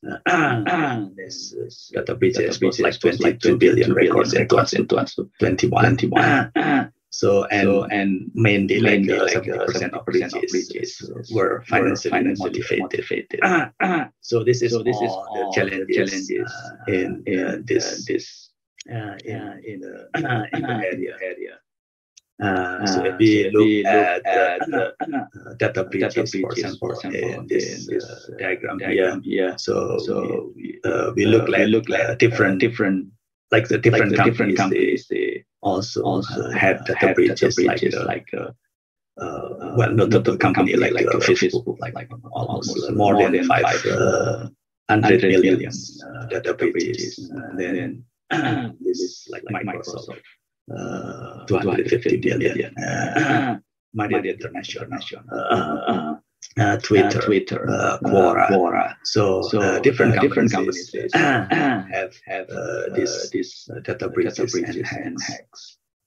So if we look at this more data breaches, like for example, like LinkedIn and Facebook, basically on email addresses, but more serious data breaches, like in for example, happening in Yahoo 2013 and 16, is including personal details like password, etc. So when we look at this average attack by industry, so education and research has been, basically got the most attacks. So when we look at the security challenges, there are some challenges because of IoT are small and encrypted devices with little or no physical security. So there are this limited security compute capabilities. So they designed to operate autonomously in the field with no backup connectivity if primary connection is lost. And this requires secure input management during after onboarding. Scalability management of billions of entities in the IoT is also kind of challenges.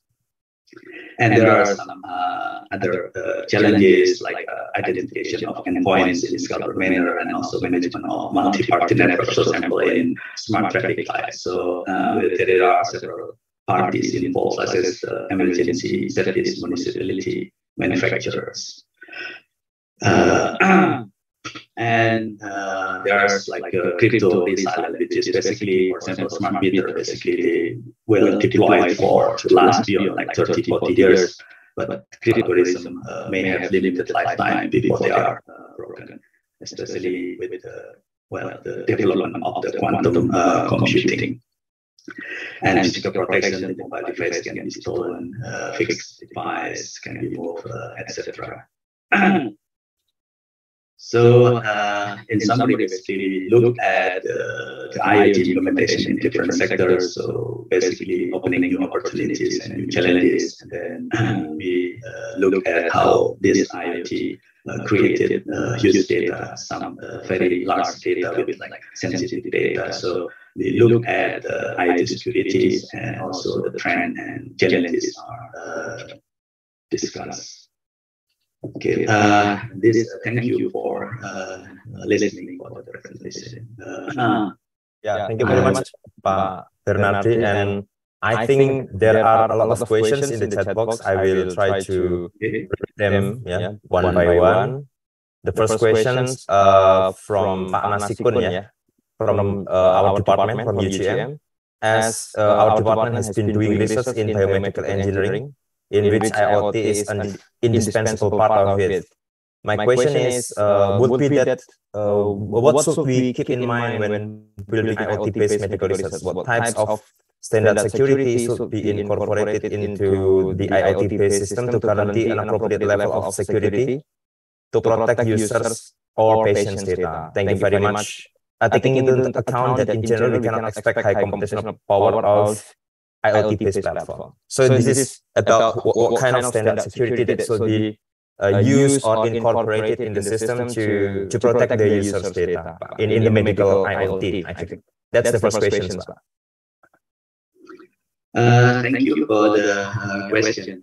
So, IoT implementation in the medical or healthcare sector, IOMT has been a kind of hot topic because of the issue we also mentioned in the presentation actually. And this is also one of my research. Basically, it is some also researchers has been putting in the different areas experimented. So it is not easy to have a secure IoT devices. So that's why the one of the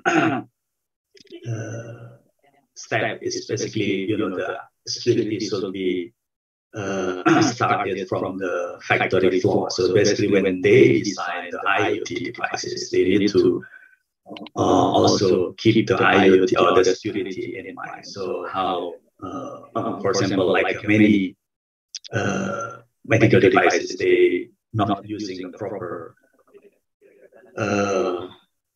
security implementation, like what they have when we can use like a proper encryption, etc., because of the the resource limitation.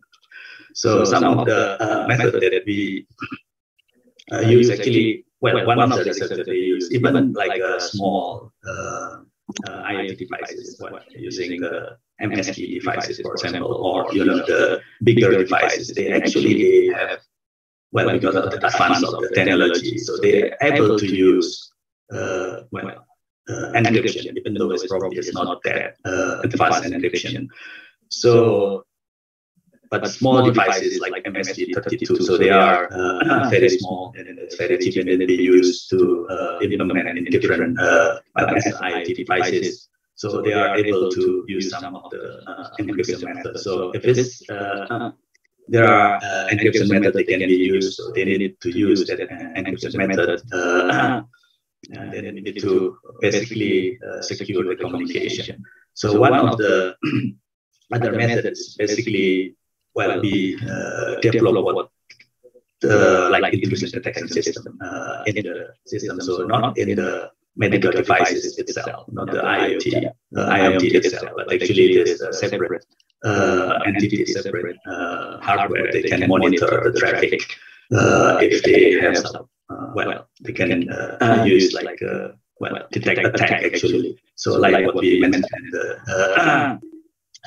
in the slides before. So there's probably some of the suggestion how to make IoT more secure. Okay. Thank you very much, Pak Bernardi.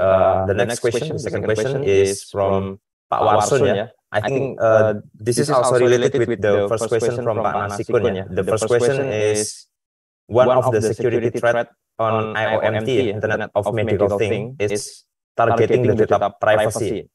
What security method is best to secure data privacy of patient, for example? This is the method, security method on the medical IoT system. This is the first question from Pak Warsun Najib. And then the second question is another emerging problem in IoT is compatibility of IoT data format. Different IoT systems generate different data formats. Are there available any IoT standard on data format to support compatibility between different IoT systems? Those two questions from Pak Warsun from UGM. Thank you very much, Pak Bernardi. Thank you for the question. So basically, the first question is related to the first question. So I think I can. Is there any other question? So I will probably just trying to answer the second question. So yes, there is one challenge, one issue in the IoT, or also in the Internet IoT, basically, as also in the IOMT. So there is no currently standard that's been followed by all these IoT manufacturers when they produce devices. Different IoT systems, like mentioned here, so they generate different data formats, and basically the company they're trying to force their data format to be used as a standard. So, and this is causing an issue because basically when we try to secure, say for example, the connection, the protocol that you use. So like probably the main protocol can be used is using the MQTT. So the original MQTT doesn't have any security measure, but then now we have like a more like to secure the MQTT protocol. So basically they need, if they follow this, so they can secure MQTT protocol, the communication. So we probably need to use the protocol that is we have like security measure on it, such as MQTT. So and not using some other like the protocol or the like data format that don't have any security on it. So that's yes. So this is still like a challenge in IoT devices of the standard in different IoT devices. Okay. Thank you, Pak Bernardi. I hope the answer is sufficient. Yeah. Okay. Next will be the third question. I think this is the last question from Pak Dwi Wahyu Prabowo, also from UGM. Hello, Dr. Bernardi. I'm Dwi Wahyu Prabowo from UGM. I have one question. I'm interested in the categorical classification of the intrusion detection system. Yeah, IDS. Yeah, I think this is related with machine learning. how can we deal with very imbalanced data classes on the dataset? Since the IDS dataset will be huge and we cannot guarantee the balance of every class. Okay, that's the question from Pak Dwi Wahyu Prabowo. So how can we deal with the imbalanced datasets? Yes, thank you for the question. Yes, so this imbalanced data set is one issue when we developing IDS. So that's why, you know, when we, normally when we evaluate IDS, so we use different performance metrics. Not just accuracy, but also have like a F1 score, for example, which is basically more balance between accuracy. So this is like different metrics to evaluate specific algorithm. So normally we have like different we have different metrics to deal with. Not just accuracy, which is basically measure how close far of the prediction classes to the actual class. So this can be like you mentioned misleading data with high balance. But also use like your precision to measure how close or disperse predicted classes to each other. Also recall metrics, which is also the percentage of the true positive capture in the model, and then this also F1 score, which is basically the harmonic mean of precision and recall metrics. So basically reflects the balance between the precision and the recall metrics. So by using this different evaluation metrics in IDS, normally researcher can decide actually if this algorithm is like a better perform better compared to the other algorithm. Yes, hopefully that's answer the question. Okay. So using different metrics will be the solution for the imbalance class. I think that's all for the questions from the participants, and we already arrived at the end of our plenary sessions. Again, thank you very much, Dr. Bernardi, for very interesting and it's insightful presentation about IoT. And since we are running out of time, I will close this plenary sessions. Thank you very much, and good afternoon, everyone. Terima kasih Pak Bernardi. Thank you very much, Pak. Thank you very much. Thank you. So let me.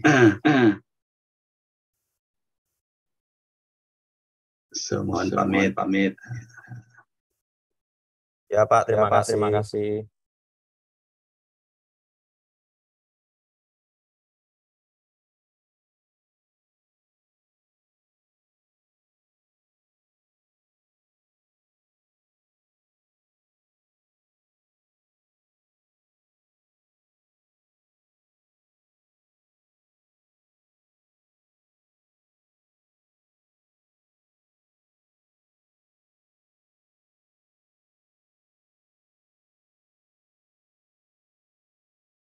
That concludes today's plenary session. We thank Dr. Sunul Wibisono for moderating the plenary session, and Professor Johan de Bela, Dr. Bernardi Panggono, and Dr. Anton Satrionugroho for the keynote presentation.